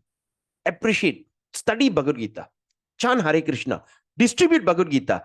You will never get entangled. All right? Krishna will take care. Okay? So I think the message was too heavy. Shall we take a short break? I think you need a break to actually at least digest, or you can still watch this recording, try to digest it. But all this digestion will happen when you start read Bhagavad Gita, right? So can we spare another 1 hour? Can we, like, from 9 to 10, we finish up chapter 9? Is that okay? Or do you Yes. feel if we stop here and we continue next some other time? All depends on you. I'm so excited. I can go on talking about it. Continue, Prabhu. Continue, eh? Okay, everyone, eh? All right. Please don't leave because chapter 9 is very, very important chapter. Okay. Now it's 8:53. Let's take 2 or 3 minutes break. All right. Just go up, drink some water. Now just try to listen and come. We start our chapter 9. Okay. Take a short break. Hare Krishna. So now we're going to continue chapter 9. The chapter 9 is basically a confidential topic. Okay. It's a confidential topic. And here Krishna is going to tell you the way how you can break away from this dark region, okay, and you can come out from this all this. I mean, we don't talk about hell now because you all have started studying Bhagavad Gita. Hell is something which is uncalled for, because in hell, of course, there's a Vaitarani river, there's a thing, if you die, you go there, all this is, it is totally out of the topic for a devotee. All right. Devotees no longer worry about hellish condition of life. Okay. Because at least when you start to study Bhagavad Gita, at least when you start to study Bhagavad Gita, all right, then what happened? You are already progressing. Okay. That's what we studied. I think we have studied before. We're going to study in the future that a person who have already started in Bhakti, even, I think, yes, in chapter 6, Arjuna will be asking, what happened if those people who don't complete the thing and fall down? Do you remember? All right, Vaishnava Prabhu, do you remember when the thing first go there and fall down? The riven cloud. Huh? The riven cloud. Like the riven cloud. All right. So they fall down and they disappear in horizon. What will happen? So Krishna says, whatever effort they have taken, at least the effort they have taken, they go to heavenly kingdom. After they enjoy the thing, they come back and they born again in the family of pious. I mean, they family in the rich and aristocrat. But those people who sincerely attempt and fail, they will come back after enjoying heavenly delight. They come back, they'll born into the family of righteous Brahmana. And from there, the bhakti will still continue. So that means there's no loss of diminution. Just like how we see that the reason why they decide to fight in Kurukshetra, 2 reasons. They die, they go to heaven, they win, they get kingdom. So like that, at least that is confirmed here, right? But of course, don't take it for granted. You are already here. You have already found the truth. You have to expand it from now. You just by studying Gita, reading Gita, and distributing Bhagavad Gita and chanting Hare Krishna, you stand a high chance by the grace of Krishna and by the grace of Srila Prabhupada. You can go back home, back to Godhead in this very birth itself. And how? The secret is going to be revealed now. That is called chapter 9, the confidential knowledge. And what confidential knowledge Prabhupada mentioned here? The most confidential knowledge. It's not an ordinary, it's the most confidential part of the knowledge. All right, let's look at this, the understanding. Okay. Okay. Now, out of these 5 basic subject matters in Bhagavad Gita, it is established that the Supreme Godhead or Krishna or Brahman or the Supreme Controller or Paramatma, you may use whatever name you like, is the greatest of all. The living beings are in quality like the Supreme Controller. That means in quality. So that means what's the difference between a drop of seawater and the ocean? What is the difference between the fire and the spark? Both are fires. The drop of seawater and the ocean, both are seawater, right? But the quality is different. The quantity is different. The quality is we have both taste salty. Even you take from the shore or you go to the deep into the middle of the ocean, you try to state it, it's still salty. Right? It's still salty. That means by quality, we and Krishna are same. Satchit Ananda Vigraha.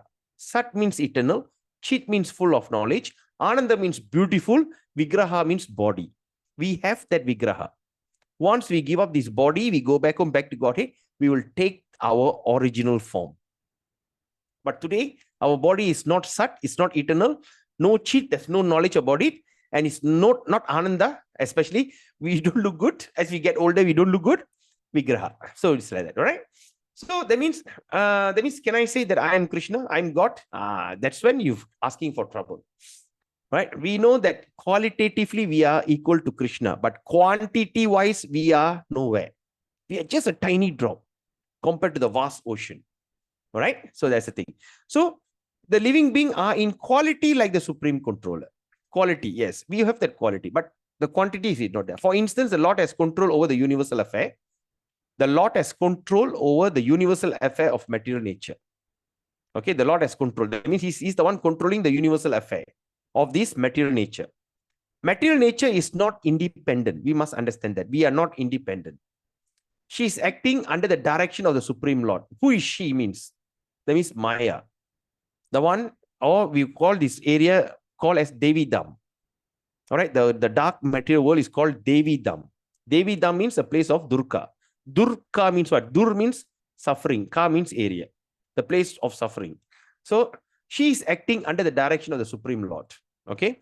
As Lord Krishna says, Maya Dyakshena Prakriti Suyate Sa Chara Charam. It means this material nature is working under my direction. When we see wonderful things happening in the cosmic nature, sometimes we can see the comet, we see all these kind of beautiful things happening in the material nature. We should know that behind this cosmic manifestation, there is a controller. There's a person who are controlling it. Nothing could be manifest without being controlled. It is childish not to consider the controller. All right, let's start 9.1. In 9.1, Shri Bhagavan Vacha Edang te tu guhyam tamang pravakshamyanasuyave jnanam vinyanam sahitam yajnatva moksha se shubhat. Is it recording? Is this? Okay, it's recording. So, Shri Bhagavan Vacha Edang tu te guhyam tamam pravakshamyana suyave jnanam vinyanam sahitam yajnatva mokshaye shubhat. What he says? The Supreme Personality of Godhead said, my dear Arjuna, because you are never envious of me. Krishna never liked people who are envious of him. We studied in previous. What are the 4 types of people who never surrender to Krishna? The envious, the 4 envious type. All right, the atheist, the one who are grossly foolish, miscreants, all these kind of people. All right, but he says, but Krishna tells to Arjuna, you are never envious of me. And because of that, I shall impart. Impart means what? I will download the thing. In other modern term, we call downloading. So that means I will impart the knowledge to you. So that means these Vedic literatures or this Bhagavad Gita is not through our self-study.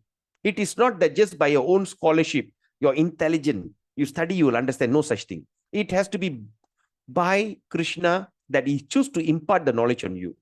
That's why we always say chant Hare Krishna and read, study Bhagavad Gita. Don't read, study. Pray to Bhagavad Gita. Dear Bhagavad Gita, please tell me, please guide me.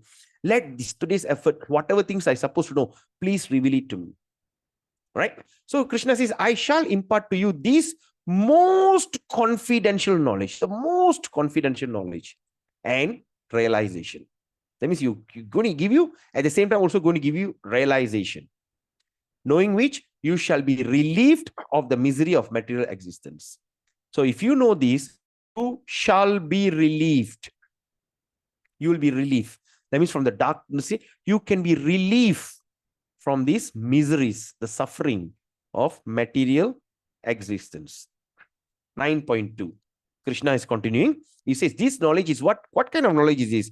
Rajavitya Rajaguhyam Pavitram Idam Uttamam Pratyaksha Vagamang Dharmyang Susukam Kartum Avyayam. Rajavitya, king of knowledge. Rajaguhyam, the king of secret, or the most secret. Pavitram, pure. All right. So you see, this knowledge is the king of education. Right? The most secret of all secrets. It is the purest knowledge. It's the very pure knowledge. And because it gives direct perception, because it gives you direct perception of self by realization, you realize it. It is the perfection of religion. And Krishna, this is what you're going to learn today. Now is going to be the perfection of religion. And he says, it is everlasting and it is joyfully performed. Right? It can be performed in a very happy mood. So if you have time, I suggest you go to 9.2 and read the purport. In that purport, Prabhupada will be explaining what is that Rajavidya, right? The understanding between the self and the soul. All right, there's a lot of explanation. I hope you read it. Right, 9.3.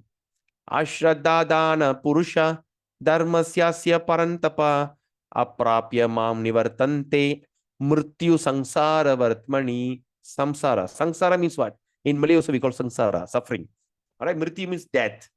And he says, 9.3, Krishna says, those who are not faithful in this devotional service, those who are not faithful in this devotional service cannot attain me. Sometimes we can also dress up in the garb of a devotee. But when we are not faithful in our attempt in devotional service, also we cannot attain him. All right? Oh, conqueror of enemies, therefore, they return to the path of birth and death in this material world.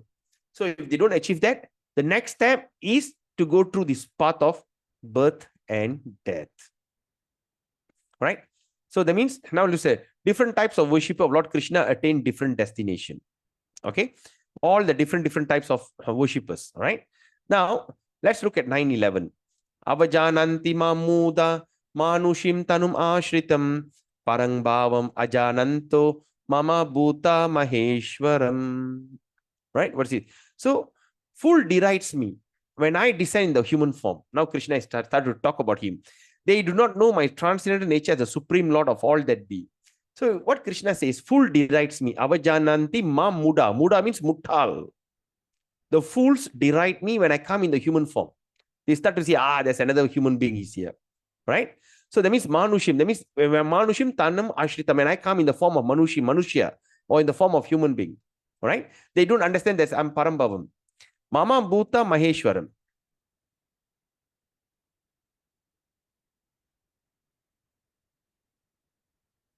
You can follow online. Okay. So that means those who do not my transcendental nature. Okay. Mama Bhuta Maheshwaram. Maha Ishwaram. Maha Ishwaram means what? Maha means supreme. Ishwaram means controller. The supreme controller or the supreme Lord of all that to be. 9.13. All right. In 9.13, what Krishna says? Mahatmanastu mam partha daivim prakritim ashrita bhajanti ananya manaso nyatva bhutadim avyayam. Daivim prakritim. Daivi means is transcendental. Prakriti means nature. All right. So Mahatmana means, Mahatma means is a great souls. So now let's look at the translation. O son of Pritha, those who are not deluded. What is deluded means? Those who are not deluded, that means those who are not confused of his actual self. And the great souls, who are the great souls? Mahatma, are under the protection of divine nature. Daivim Prakritim. The Daivim Prakritim, the word here is the divine. That means these are the people under the protection of divine nature. Or in other words, if we have accepted, we surrender ourselves to Krishna. How we surrender to Krishna? We just raise the hand and look at Krishna, look at the Bhagavad Gita and says, Krishna, I am yours. Right? That is the process of surrender, the easiest process of surrender. So when we have surrendered to Krishna, we are under the protection of divine nature. We are no longer under the guide of the material nature. The material nature is so awful, so miserable, so terrible. The hellish region, Yamadutas, Yamaraj, hell, fire, suffering, getting whacked, getting beaten, all right? All these kinds of things. So we are beyond that. So that means Krishna says, if you are not deluded, the great soul are under the protection of divine nature. They are fully engaged in my devotional service. That means they fully engage in devotional service because they know me as the Supreme Personality of Godhead, original and inexhaustible. So let's look at 20. Trividyamam Soma Paputa Papa Yakner Ishtva Svargatim Pratartayante Te Punyam Asadya Surendra Lokam Ashnanti Divyan Divi Deva Bogan. So Surendra Lokam. I mean, what does it mean? Those who study the Vedas and drink the Soma juice, seeking the heavenly planet, worship me indirectly. Right? Those who study the Vedas and drink the Soma juice. That means those who like to study the Vedas, they are the ones seeking the heavenly planet. The ultimate goal of life is to go to heaven. All right? So these are the people who worship me indirectly. Okay? Purified of sinful reaction, they take birth on the pious heavenly planet of Indra, where they enjoy godly delight. So that means when they start to study the Vedas and they start to perform this kind of, Omkara and all these things. So what happened? They get purified of their sinful reaction. So once this thing happened, they take birth on the pious heavenly planet of Indra. Indraloka. Indraloka means heaven, Shurga. Okay. In that place, they will enjoy godly delight. They enjoy all this spiritual distinct. Enjoy this happiness. Atam, patam, kondatam. Right? What they do in heaven? They drink soma. That means they drink alcohol, a kind of a heavenly alcohol. Right? And they have these Gandharvas to sing for you. They have Apsaras, the heavenly courtesan, the heavenly girls that you can enjoy. So these kind of things, all the things given in heaven. So what happens if you go to heaven actually? You will remain youthful, right? And your time frame in heaven is around 10,000 years, human years. And you just enjoy. Wake up, enjoy. That means there's no sleeping, there's no this thing. You just go on enjoying like just life. Just sometimes when you see the kings, how they all enjoy life, right? Like that. So, but here the heavenly delight. That means it's called godly delight, right? You drink, you listen to some songs. They'll be like singing songs to you, and they have apsaras, that heavenly, or in other words, they call heavenly girls like Ramba. What they call? What is it? Another one is what? Cows. What's Ramba and Menaka? Huh? Urvasi. Urvasi, Ramba Urvasi, yes. So you have this Ramba Urvasi, you'll be enjoying beautiful life and you will have a garland. Once the thing ends, when the garland start to get dry up, your time in heaven is finishing. So once the garland that they'll put you, once you go into heaven, they put you on garland, just like when you go to Hawaii, the girls will be like dancing and they'll bring one garland and put on your neck, right? Okay. You have seen that, or sometimes you go for some program, they give you a garland. So you go there, you enjoy yourself. Ding dong, ding dong, ding dong. Enjoy. Suddenly, when the garland become dry, that's when you start to get sucked away from the heavenly kingdom. You go to the sky, and from the sky, you come to the earth, that you born in the human form of life, into the family of rich and aristocrat. Then after that, you screw up your life as rich and aristocrat, because rich and aristocrat, you have a beautiful life. You also drink, you enjoy this. You're so rich like Ambani, spend 5,000 crore just for a wedding. After that, you become so materialistic. Then after that, you fall down back into animal kingdom and start back the transmigration in 8.4 million lifetime. Dung, dung. You lose your opportunity until you get another chance. Then you start to realize, imagine, So when we talk about this, what they call, so once we are there, okay, we are enjoying. See, example, we may think, hey, 10,000 years is such a long period of life. Is that so? Do you think it's such a long period, 10,000 years? What do you think? Say something. Yes, no, don't care. Whatever. They say it's just like a flash. Huh? They say it's just like a flash. Yes, flash. Yes. Why? Why it's a flash? 10,000 is such a long period of time, right? Why Right. it happens like a flash? You enjoy it, you pass time very easily. Prabhu. Exactly. See, whenever you go for holiday, whenever you go overseas or whatever, when the thing is happening so good, like marriage and all the ceremony, all the family members get together, have fun.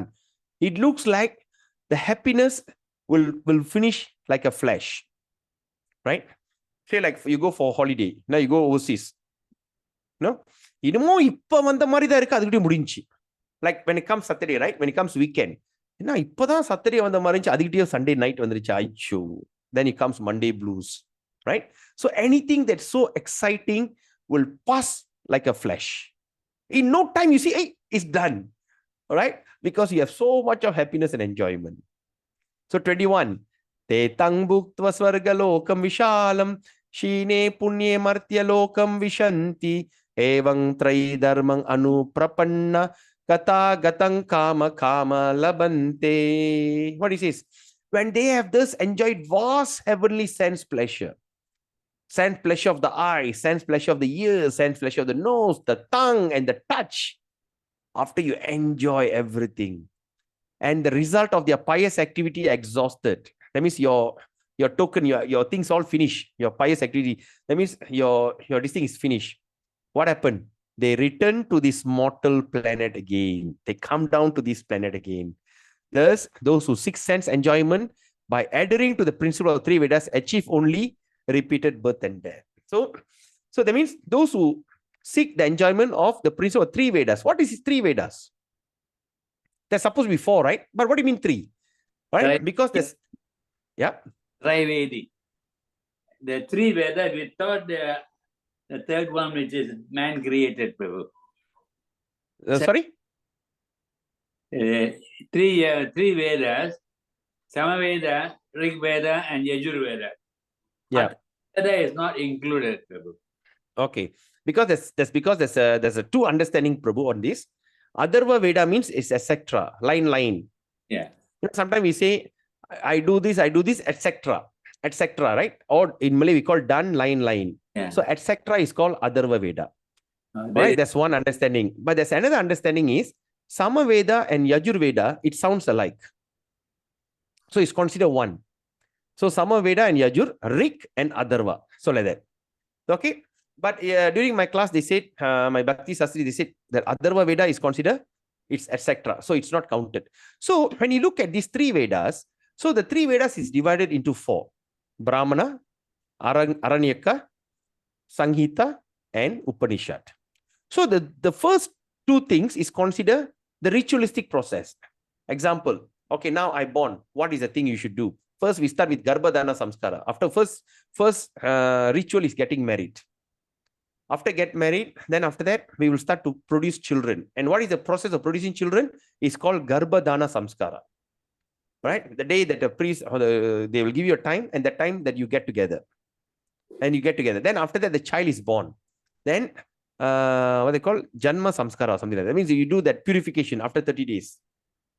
Right? Then after that, naming ceremony, purification naming ceremony, that's one Samskara. Then the child go to school. All right, before that, there'll be something they put on Bhagavad Gita, they put some money, let the child go. The flow crawl and see which one he takes. Right? Then after that, he goes to school. They put a paddy and they write the name. They write A, B, C, or Ana, Avana, Ina, Una, something like that, right?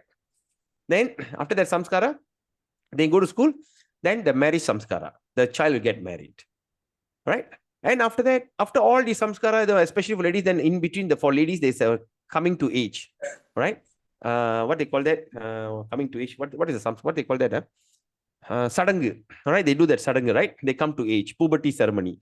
Then after that, the girl get married. And after that, the final Samskara is the death ceremony.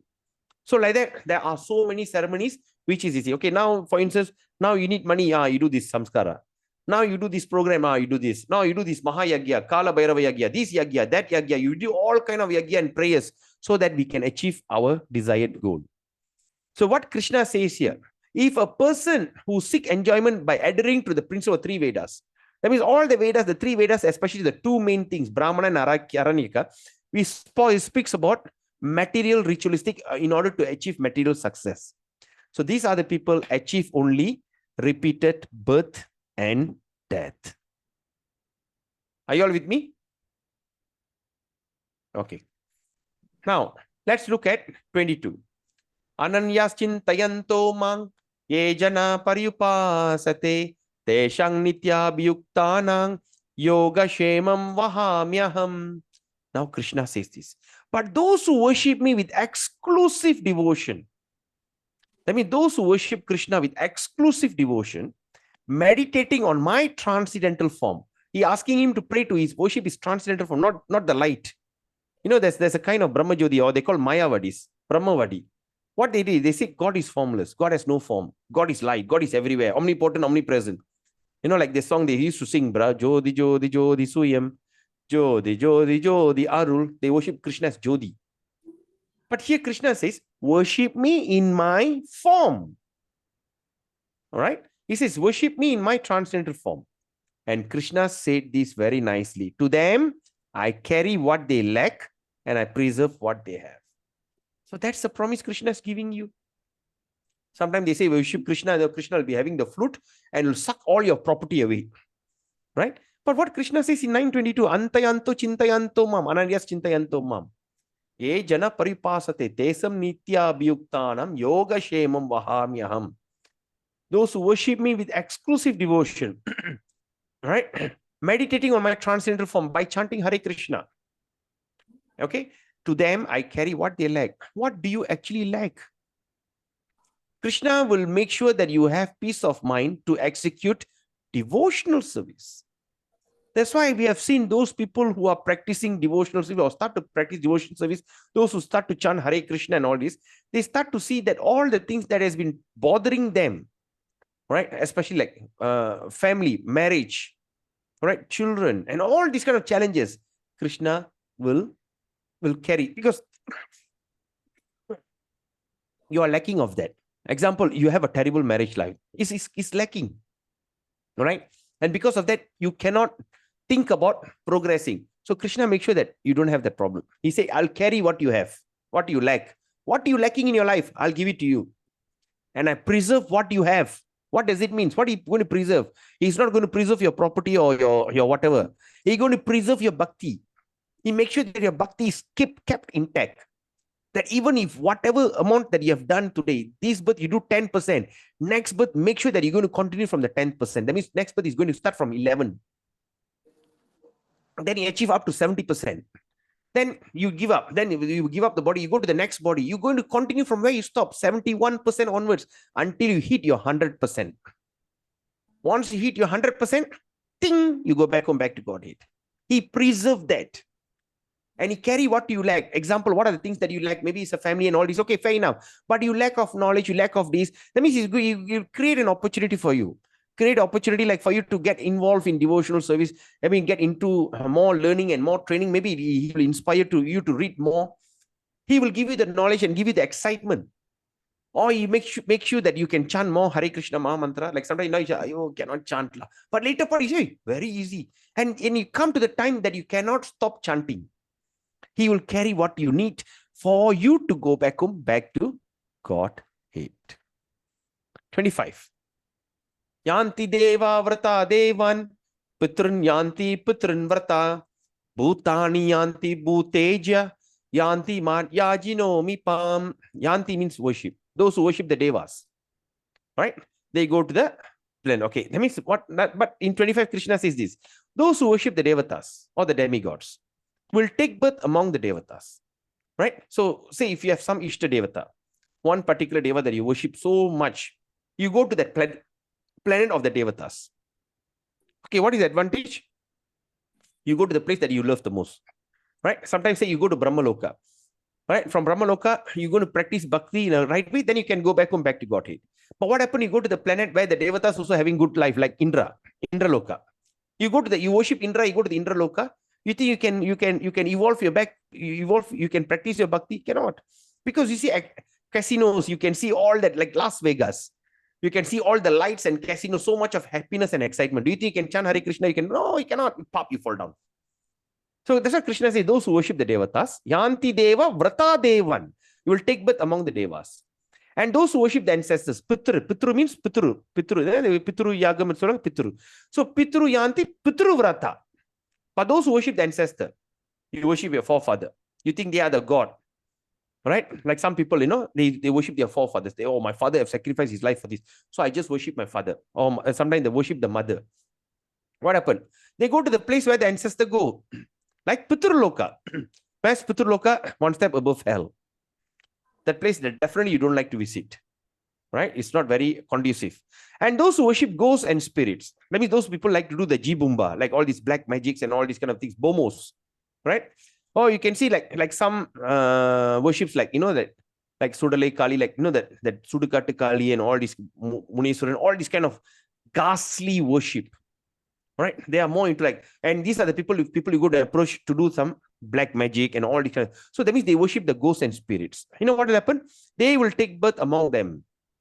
They will take back. Then Bhutani. Bhut means ghost and spirit. Bhutani yanti bhuteja. I mean, those who worship ghost and spirit will take birth among such beings. But yanti mat yajino pimang. Mat means me. But those who worship me will live with me. Right? 26. What is that? Now let's look at this. Okay, now we recap 22. But those who worship me with exclusive devotion. What is that exclusive devotion Krishna is talking about? I mean, does it mean that you're going to offer gold and diamond? You have to make an altar made of gold. You have to take the Bhagavad Gita and put it on a very silken cloth, the best silken cloth on earth. Right? You're going to cook the best thing for Krishna. Hey, I can't afford it, lah. How am I supposed to worship Krishna with that kind of exclusiveness? And what is that exclusiveness Krishna says? Patram pushpam palang toyam yo me bhaktya prayachati tadaham bhaktyu pahirtam ashnami prayatat manaha. What Krishna says? If one offers me with love and devotion, even a leaf, a tulsi leaf, a flower, that means one flower, a fruit, one fruit, or water, I will accept it. This is what Krishna is saying.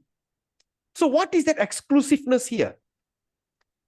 Hey, I can give a leaf, tulsi leaf, I can give a flower, yes, I can give him a fruit, I can give him a water, which is available. Even the beggars on the street also can still do that.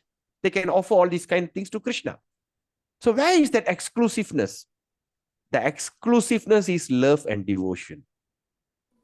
Patram pusham yote bhaktya, with love, bhakti. Right? So you want your bhakti. What is bhakti? Means love and devotion. With love and devotion, whatever things you offer, you do not need to offer something great. Example, let me see, I have the slide. All right. Example like this Sudama Brahmana, or in Tamil there's a called Kushelan, right? He and Krishna were classmates. He and Krishna was classmates. But the problem is Sudama Brahmana or Kushelan is extremely poor. He's so poor until he don't have his means. He can't even have no food to eat. He goes and beg every door. That's what the Brahmana is supposed to do. Go house to house, door to door and beg. Right? So begging is actually a great, it's a very, what they call a noble thing. But who can beg? Only Brahmanas can beg. Not the beggars. Like now you see beggars all is totally out. Beg for money so they can go and drink alcohol or drink this thing. Okay. So we are talking about beg means, that means what happened when a Brahmana come and knock your door? Okay, do you have something? Do you have some rice to give spare? So when you give that thing to Brahmana, you are doing a great pious thing. So all the people in that town, in that village, are all looking forward when the Brahmana are going to come so I can give some donation. Now you can see like how the Buddhists, right? They keep the thing, they go, people will be just queuing up with the food prepared. Right? Of course, that is pathetic. Right? They can eat anything. You can even put fish also they whack. Okay, that is totally opposite, the pathetic way of doing it. But the original way is when the Brahmana is there, they don't chase the Brahmana away. Yeah, you got nothing else to do, get out. They don't do that. They're always looking forward to serve the Brahmanas. And who are the Brahmanas? Not by birth, but by qualification. We have discussed that before. All right, anyway. So when the Brahmana, so what happened when they go to the house? Oh, you, my dear Brahmana, please forgive me. I don't have anything to spare. Now the season is wet season. No, I don't have anything to spare. Please forgive me. Like that, he's been going and begging every house to house. Couldn't get anything. Until one day, Sudama's wife said, hey, why not you go to Krishna? Since he's your best friend and he's your classmate in your Gurukul. During Gurukul, when Krishna was in Gurukul and Sudama they were classmates. They were such a good friends. They said, okay, let me go and find. So he went. But before he went, he said, I cannot go empty-handed. So can you find something that I can offer to Krishna?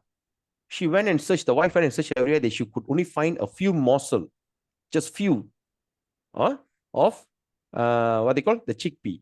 What they call aval. In Tamil, we call aval. What they call that, Prabhu? What was the thing? What is it? The Sudama Brahmana will bring. It's a flat rice. No? Flat rice. Yeah. Flat rice.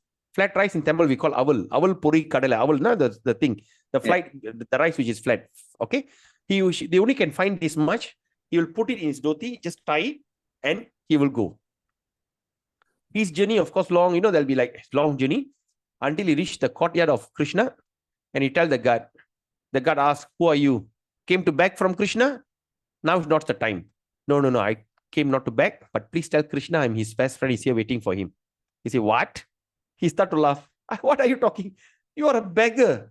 You are telling Krishna is your best friend? Yes, please go and tell him Sudama is here.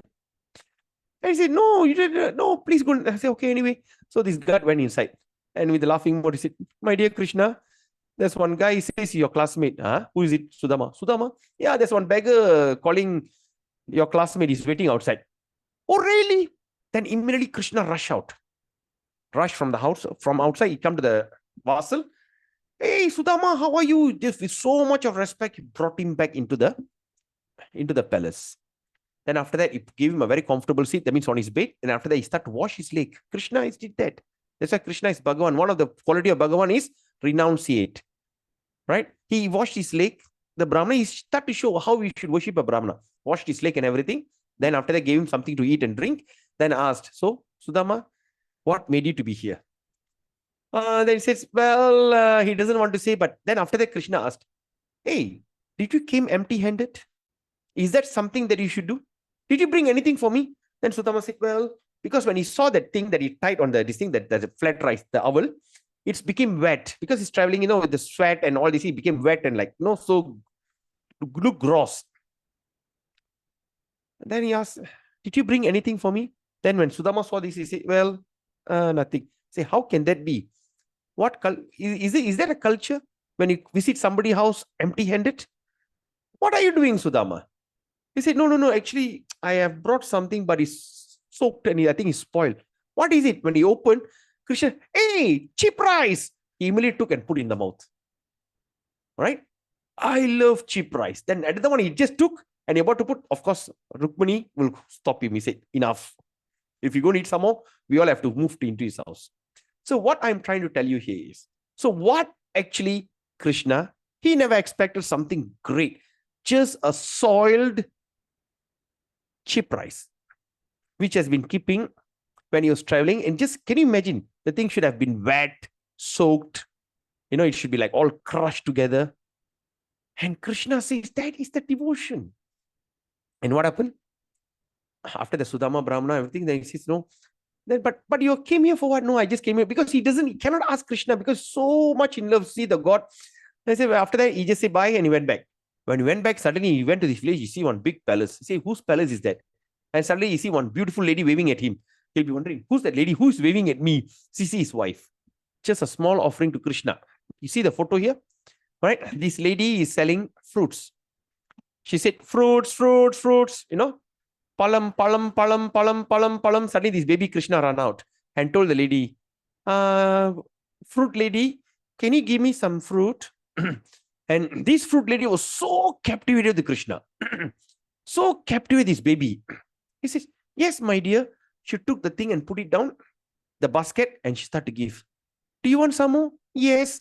And she keep giving and giving and giving. And she couldn't take the eyes from that baby Krishna. She was so fascinated. And Krishna was carrying her.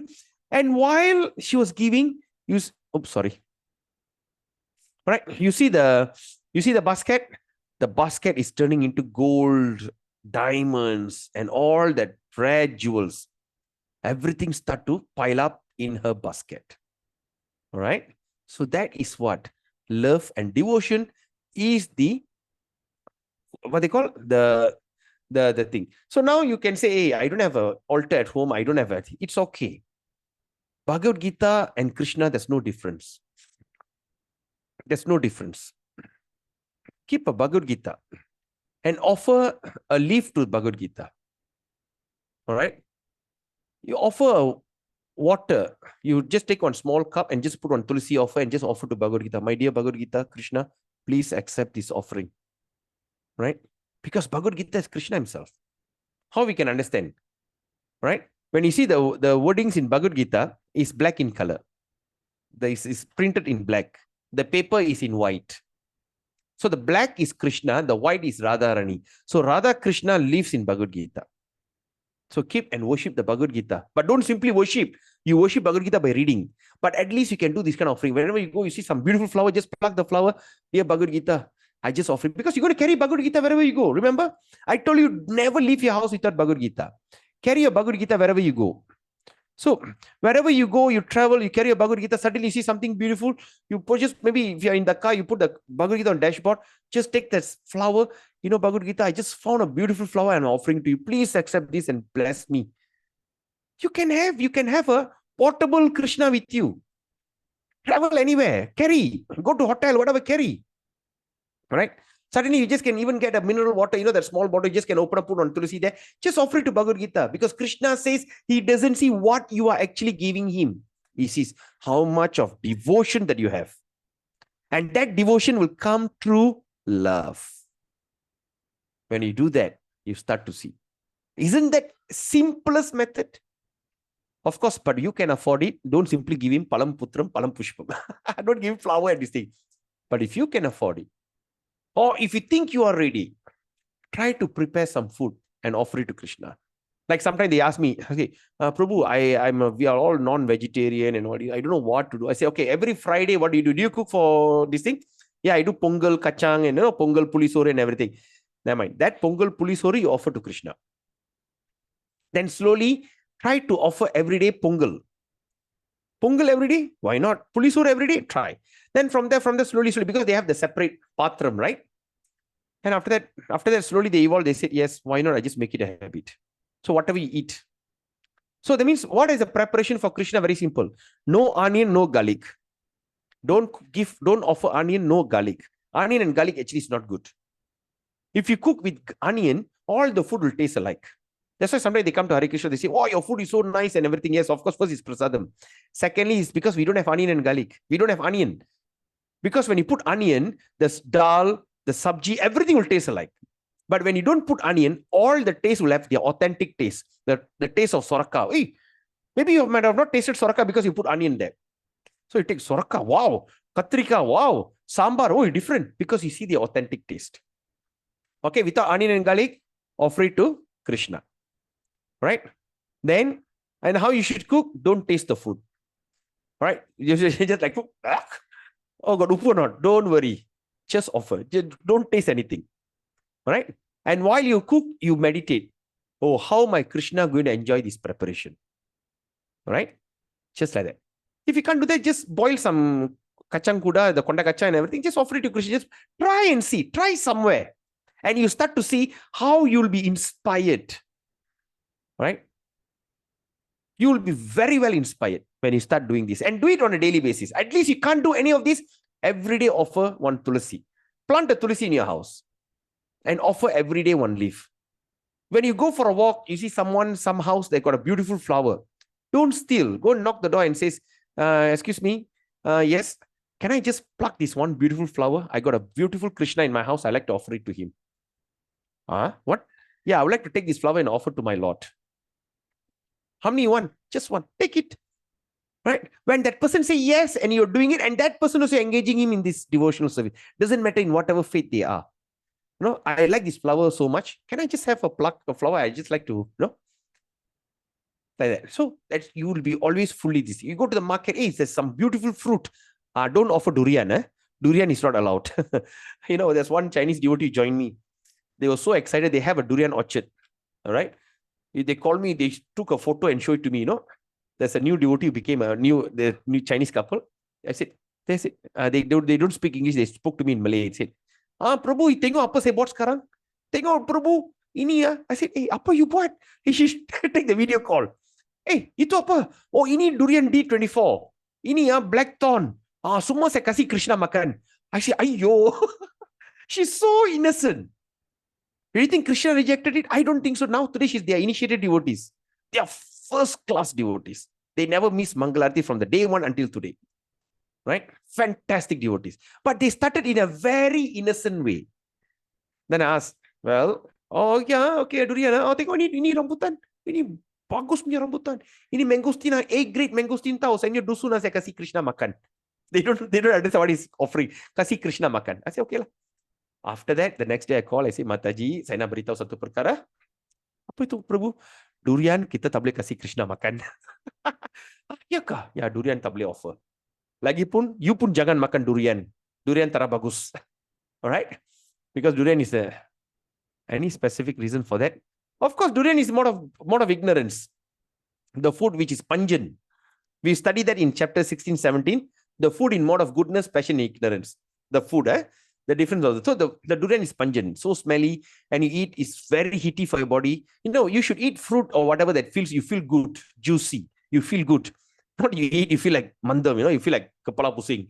You go to the washroom, so smelly and everything. So of course, it's a food of in ignorance. So durian, we shouldn't offer to Krishna. And of course, it is also not recommended for the devotees. But some devotees you can eat whatever it is. All right, whatever your belief is. Jackfruit is the first class fruit for Krishna. Krishna loves jackfruit. That's the first class. Jackfruit is first class. Right? So whenever you go, you see jackfruit, you buy one small Tupperware and come and offer it to Krishna. If you can't get any of these, at least get some kalkandis, some kismis, and just offer it to Krishna. Do something. Right? Do something for Krishna. Patai also cannot. Patai also cannot. But of course, if you are cooking at home, there is some, I see some devotees offer patai at home. But in temple, they don't use patai. Okay? So, try to get something smells good, nourishes, healthy. Patai in English, they call stinky bean. So anyway, all right? So, this is what? But the most important, love and devotion. How are you going to express love and devotion? When your husband come back from work, you immediately go to your husband. How do you say, I've made your favorite food. I cook something very nice for you. Please come. So when you start to see your husband eating, you feel very satisfied. And after the husband eats, the husband says, oh my God, I'm so gifted to have you as my wife. Such a wonderful wife. How you can capture one's heart through the stomach, right? That's a secret for ladies. That's why ladies must cook for the husband. Don't let the maid cook for them. And how the man going to attract the woman, right? You know what? I went to the thing. Now I get some bouquet of flower, right? Just offer flower to your wife. Bring flower. See, look at the flower or maligapu or something like that. When you give to the wife, even though it's a flower, but you satisfy her. Oh my God, you're so thoughtful to me. So what is that process? What is happening? The matter is the food and the flower. But what is something that you cannot see? Love and devotion. So Krishna wants that. That is called the exclusive. Give that to Krishna. 27. Yat karosi yat ashnasi yat juhosi dadasi yat tapasyasi kaunteya yat kurushva mat arpanam. Now arpanam. See what Krishna says in 27. Whatever you do, whatever you eat, whatever you offer, or whatever you give away, and whatever austerity you perform, do that, O son of Kunti, as an offering to me. So whatever things you do, say you're going to work, you're this thing, you're going to work, right? You're traveling, you're going to work, you're getting a job, you're earning money and everything. Whatever you do, whatever you eat. Of course, 5,000 years ago, Krishna says whatever you eat means that time vegetarian and all this sattvic food was in the main thing. But today, whatever you eat, okay, I like to eat durian, I like to eat chicken, I like to eat mutton, I will offer to Krishna. No. There is terms and condition now. But 5,000 years ago, it is understood. Right? Because this, when you look at this, onion and garlic was introduction by the Mughals, by the Arabians. Because that one enhances the taste of the meat. But now you see Indian cooking, they cannot live without onion and garlic. It's so much of this thing, right? So whatever you eat, that means eat something which is sattvic, that means the fruit and all this. So whatever you offer, okay, or whatever things that you're going to give away, like a present, okay. So what Krishna says, and whatever austerity you perform, say something you feel like, okay, I want to perform this austerity, right? Like for instance, you want to take Pal Kodam for Thaipusam, you carry the milk pot and walk to offer it to Lord Murugan. You know what is the best way to do it? Take the milk, heat it up a bit. You shouldn't offer cold thing. Already, you shouldn't. People take from the fridge with icy cold and they pour. No, you just take the pot and heat it up a bit, and take the pot of water, the milk, the Pal Kodam, put a tulsi and offer it to Krishna. My dear Krishna, please accept this. Then you take the Pal Kodam, you take that pot of milk, and you walk to Murugan and offer it to Lord Muruga. I guarantee you this. Lord Muruga will bless you with all that auspiciousness that you need. Because Lord Muruga is one of the authorities. Skanda Purana. Skanda Purana is one of the authority. Tandeki Vedam Sonne. Tagapan. Murugan. Tandeki Vedam Sonne. There's a song. Tandeki Vedam. Enna Vedat Sonare Tandeki. That is Skanda Purana.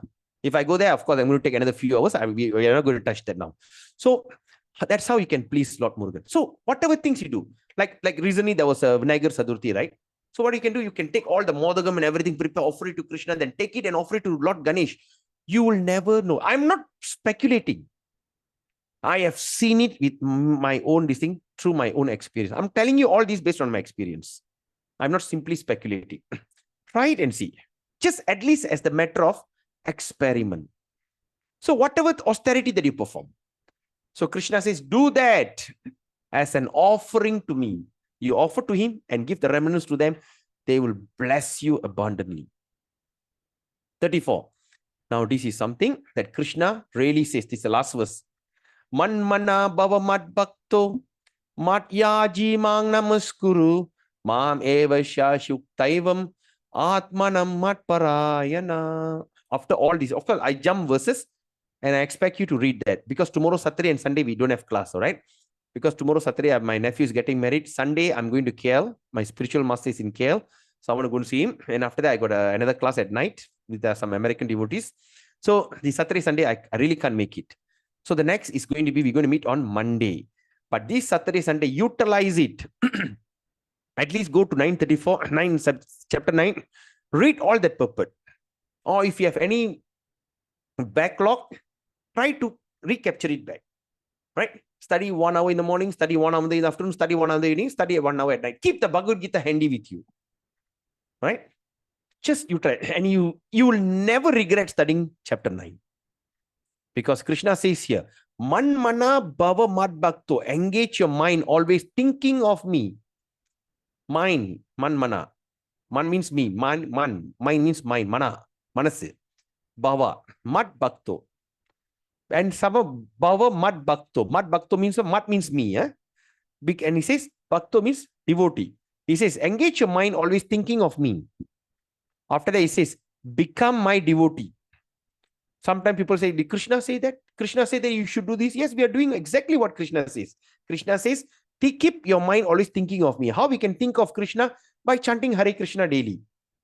Right? When you chant Hare Krishna with the beats, when the beats is not there, you just go around, look Hare Krishna, Hare Krishna. When you start to see, you feel good and you're always thinking of Krishna. Right? Then secondly, yes, become my devotee. What is devotee means? You are devoted. Right? Then number 3 says, offer obeisances to me. Every day, namaskaram, mulundu kumradu. If you don't have an altar, keep a Bhagavad Gita on a nice table and offer your obeisances to Bhagavad Gita. Bhagavad Gita vanangiradhu, ulundu vanangiradhu. Right? Then, after that, I say, worship me. How are you going to worship? You don't have a Krishna, you don't have altar. Maybe the ISKCON center, Hare Krishna center is not nearby you. What you can do? Worship the Bhagavad Gita. How you worship the Bhagavad Gita again? As I said before, by studying it. Not simply put the thing and in front of the altar and Samrani Porran. That's not recommended. The way you worship Bhagavad Gita is by reading it, by studying it. All right. So by worship me, Krishna says. Then now, by being completely absorbed in me, surely you will come to me. In chapter 18, this verse is again repeated. In chapter 18, there will be something that's going to be very mind-blowing because Krishna says, I promise you this. Krishna will give the word. He promising you. Of course, I don't want to say it now. We will study later as we go on in chapter 18. So, man mana bhavamat bhakto mat yajimam namaskuru. Namaskaram. Namaskuru means namaskaram. Mam evasya yuktaivam atmana mat parayana. Engage your mind, become my devotee, offer your obeisances to me and worship me, being completely absorbed in me. Surely you will come to me. Surely you will come to me. There's no doubt. Now, think about it, my dear devotees, Prabhus and mothers. I really want you to think about this. How fortunate are you? Right? You are very fortunate. It took you 8.4 million lifetime to do what you're doing now. Right? It is a very rare opportunity you're having with you. It took you 8.4 million lifetime. Right? At least in one round. Like that, you have gone through millions of rounds. Okay, that's immaterial. But let's look at this. It took you 8.4 million lifetime to do what you're doing it now. Think about it. Don't waste this golden opportunity. Right? You can even print it out. You can even put it and stick it on the wall. All right. Example, if you see, like what I've done, just give me a second.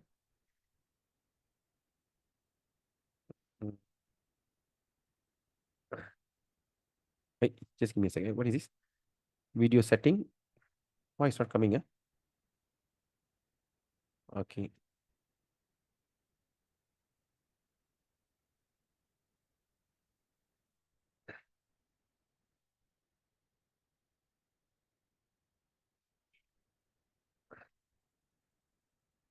What is happening? Oh, okay. Background and okay.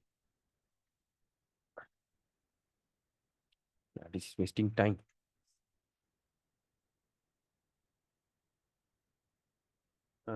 Adjust my background, adjust background in effect, blur my background. Choose video filter. Okay. Okay, none. It's not functioning. Okay.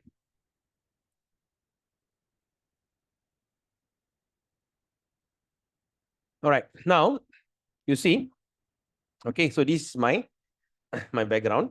Okay. So I have done something like this. Okay. So when you see it here, so it was recommended by one of the Prabhupada disciple that you should. Okay, just give me a second.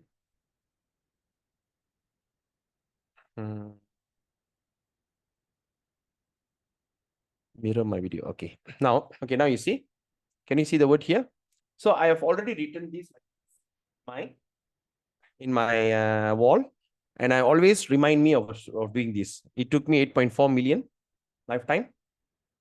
All right.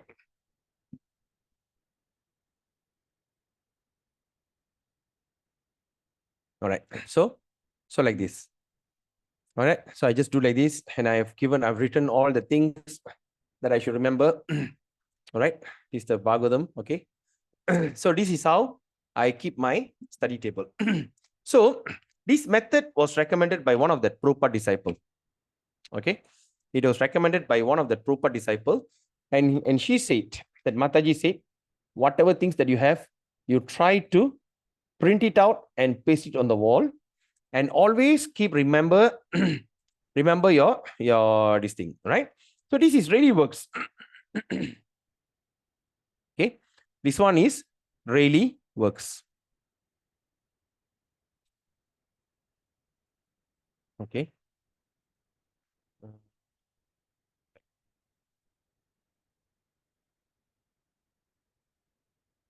Okay.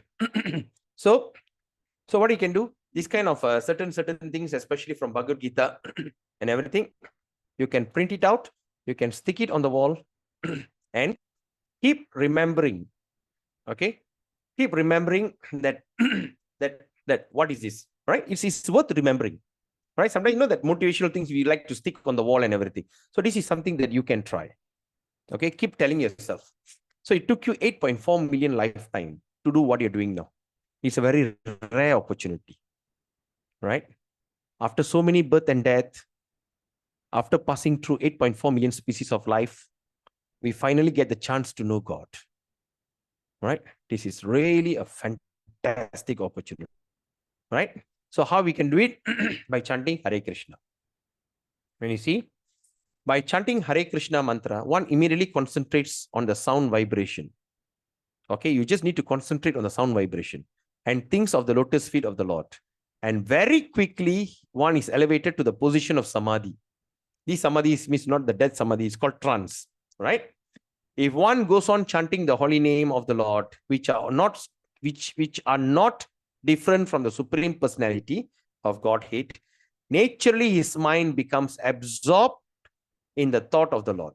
Srimad Bhagavatam, Canto 4, Chapter 8, Text 44, purport. So, don't think you are young, you're old. Some things, I'm too young, I'll do it later. Some says, I'm too much in love, right? Have you seen that? Yeah, just starting my life, too much in love. Suddenly ask me to do all this here. Too much in love. Oh, I'm too busy, I have no time. I'm working. I got my family, I got children, everything to take care. I'm too busy. Or some say, I'm too old. Right? Before all this happen, it's too late. So remember, as long as you are alive, you still have that opportunity. You still have the second chance. But once this thing's done, everything is finished. So take the commitment, RDC formula, distribute, read Bhagavad Gita daily, read and distribute. So please take that commitment to distribute. Now is the wedding season has started. If you need Bhagavad Gita, you order from me. I give you 50 ringgit for the whole set, right, including shipping.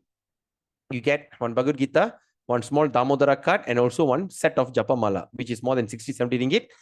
But including the shipping, I'm only giving you for 50 ringgit. So take this opportunity. At least now the wedding season started, you may consider of giving a gift to all the friends and family, whoever it is. All right, give them a gift of Bhagavad Gita. All right, at the same time, you also understand it's also going to be beneficial to you. And if you know anyone who have left the body, passes away, you want to do some kind of a Shraddha ceremony, do that ceremony by offering Bhagavad Gita to everyone. It's very auspicious. All right, but whatever said and done, RDC formula must go on. Read Bhagavad Gita, distribute Bhagavad Gita, and chant Hare Krishna. At least distribute one person. All right. Now you see why. We will study as we go on in chapter 18. All right. So with that, we end the session here. So is there any questions, any comment? Okay, exactly 59 minutes.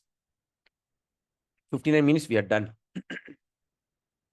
Okay, we got a question here. Prabhu, why coffee and tea must avoid? Very simple. Coffee and tea contains caffeine. Caffeine is addictive, right? Caffeine is addictive. So this coffee and tea can be very addictive. So we don't want to get addicted to anything. The only thing we want to get addicted is to chanting the Hare Krishna Maha Mantra. Right? If you can, even you can go and Google it. There's a coffee poisoning. What happened to those people who drink a lot of coffee? Right? There's a coffee poisoning and tea also. Right? So if you want to drink coffee, there's a naturally blended coffee, natural blended by these devotees. They call Gora coffee. It tastes exactly like coffee, but it doesn't contain caffeine. Caffeine is very bad. You can find it in cigarette and all this. Caffeine is very bad for your health. All right. So that's why we want to avoid coffee and tea. Okay. Okay, okay, Prabhu, Hare Krishna. Is there any other question? So any takeaway that you have learned, something that you like to share? Any takeaway? I hope you all understood what I've said. And also I'd like to thank all of you for giving me the opportunity to express myself. Right. So like just now the universal thing you studied, actually you study in Srimad Bhagavatam. And it's mentioned there, if you understand that, you're considered, you are also halfway liberated.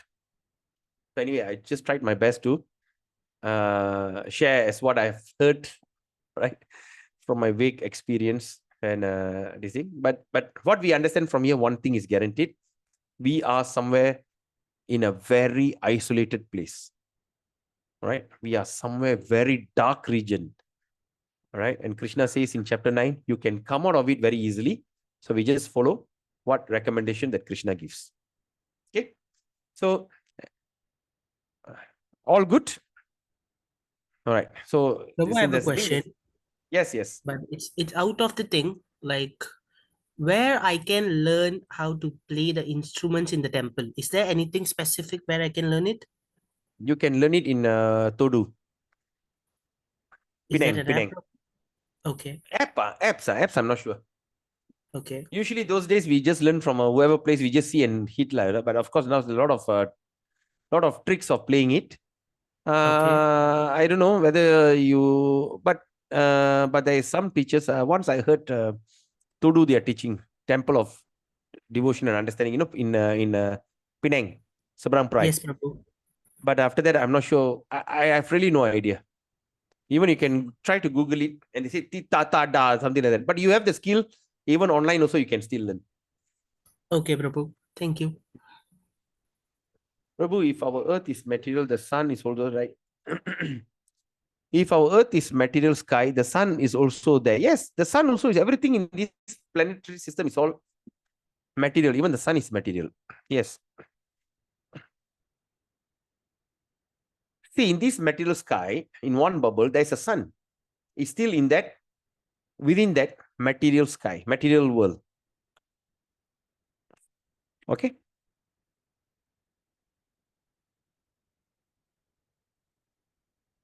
Okay, Mataji? Okay, right. Any other question? How do you find this chapter 9? Because spiritual world is illuminated by its own, not by the sun. Very good. You are right. Very good. The spiritual world, there's no sun, there's no moon. It's all self-effulgent. It's effulgent from the body, Krishna's body. It's all beautiful. There's no sun and there's no moon. Where did you learn that, Lingesh? Prabhu, actually, I used to watch ISKCON lectures from YouTube also. Oh, you learned that. Okay. Where's the reference? Where you can find that? You It's in YouTube, Prabhu. If you want, I can share the Okay. link in the group. I know the link. I'm asking you, where did you learn? What is the reference? You learn from the YouTube, but what is the reference? Do you know where you can get the reference? It's Bhagavad Gita. No, it is in Brahma Samhita. Okay. You go to Brahma Samhita, you can go to that. If you don't have a Brahma Samhita, you can go to this, what do you call? You can go to this Vedabase IO. Okay. You can click Brahma Samhita, you can start to see. I think it's starting from chapter verse 15 or 16 onwards. It starts with this verse, Chintamani Paragara Satmasu Kalpa Vriksha Laksha Vritesu Shurabir Abhipalayantam Lakshmi Sahasra Sadasa Brahma Sevamanam Govindamadi Purusham Tamaham Bhajami. From that verse onwards, you start read.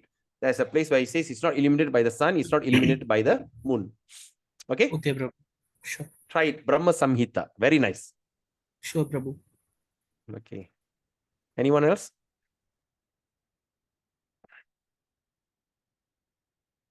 It's a nice lecture. What do you call? Nice chapter. Oh, yes. Every chapter in Bhagavad Gita is very. See, the way that I present to you, let me tell you, the way that I present to you is exactly how you study in Bhakti Sastri. Because I always believe one attempt should be your best attempt.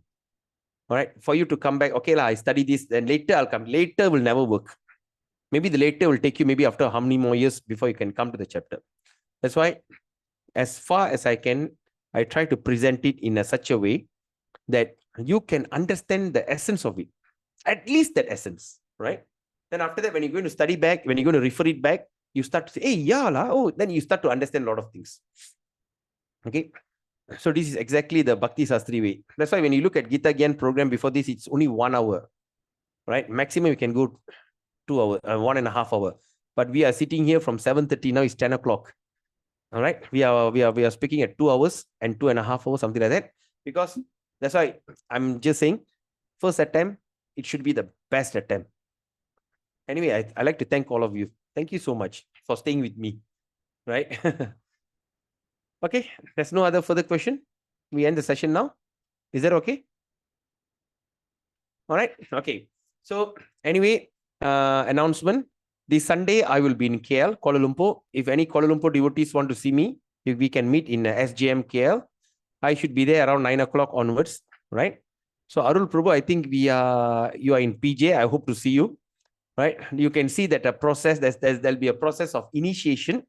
The process of initiation means a devotee who have already taken a point to chant 16 rounds minimum and follow the 4 regulative principle. All right. And they practice this for the period of around 6 months and they start to offer. That means it's just an initiating, or in other words, from a temporary staff, you're becoming a permanent. That means you're getting what they call, you become a permanent staff. Okay. So that's a process. It's going to happen. It's going to be a very interesting process. There are 2. Yeah. Yes, Prabhu, I have a Lingesh. question. So what are the process? What are the rules and process of the initiation? Follow the 4 regulative principle, chant 16 rounds. That's all. So like we should get a specific guru for that. The guru will appear to you when you are ready. Okay, Prabhu. There will be a lot of visiting gurus who are coming. So there's no one specific guru. There's a guru called Chaitya Guru. Your Paramatma Chaitya Guru will appear in front of you as a Diksha Guru. Okay, So it's Prabhu. just like a falling in love with on a first sight. So there's no such specific guru. There's one guru that suddenly you see you fall in love, and that's your guru, right? So Sure. anyway, there's a process, and the 2 great Prabhupada disciples will be there. One is His Holiness Jayapataka Swami, who is also my Guru Maharaj, and also Mahabhakti Mataji's Guru Maharaj. So he's coming. There'll be and second is also there's a what they call Narasingha Maharaj will be there. So Narasingha Maharaj also will be there.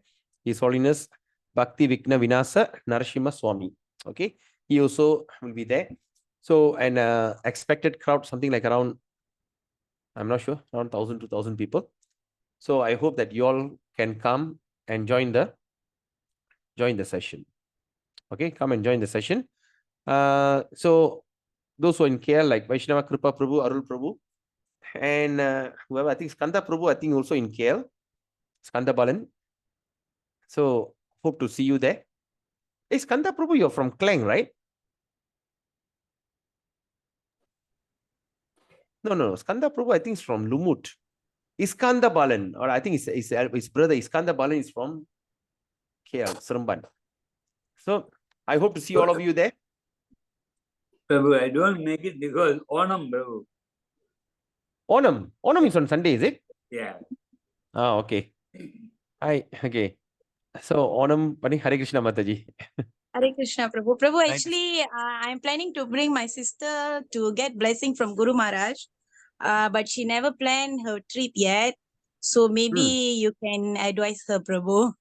Yes, why not, Mataji? Kalivani, what is stopping you? Huh?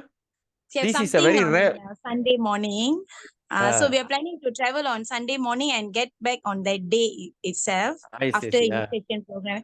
At least she can come. Actually, she got get Guru Maharaj blessing before when we came to ISKCON firstly with our mother.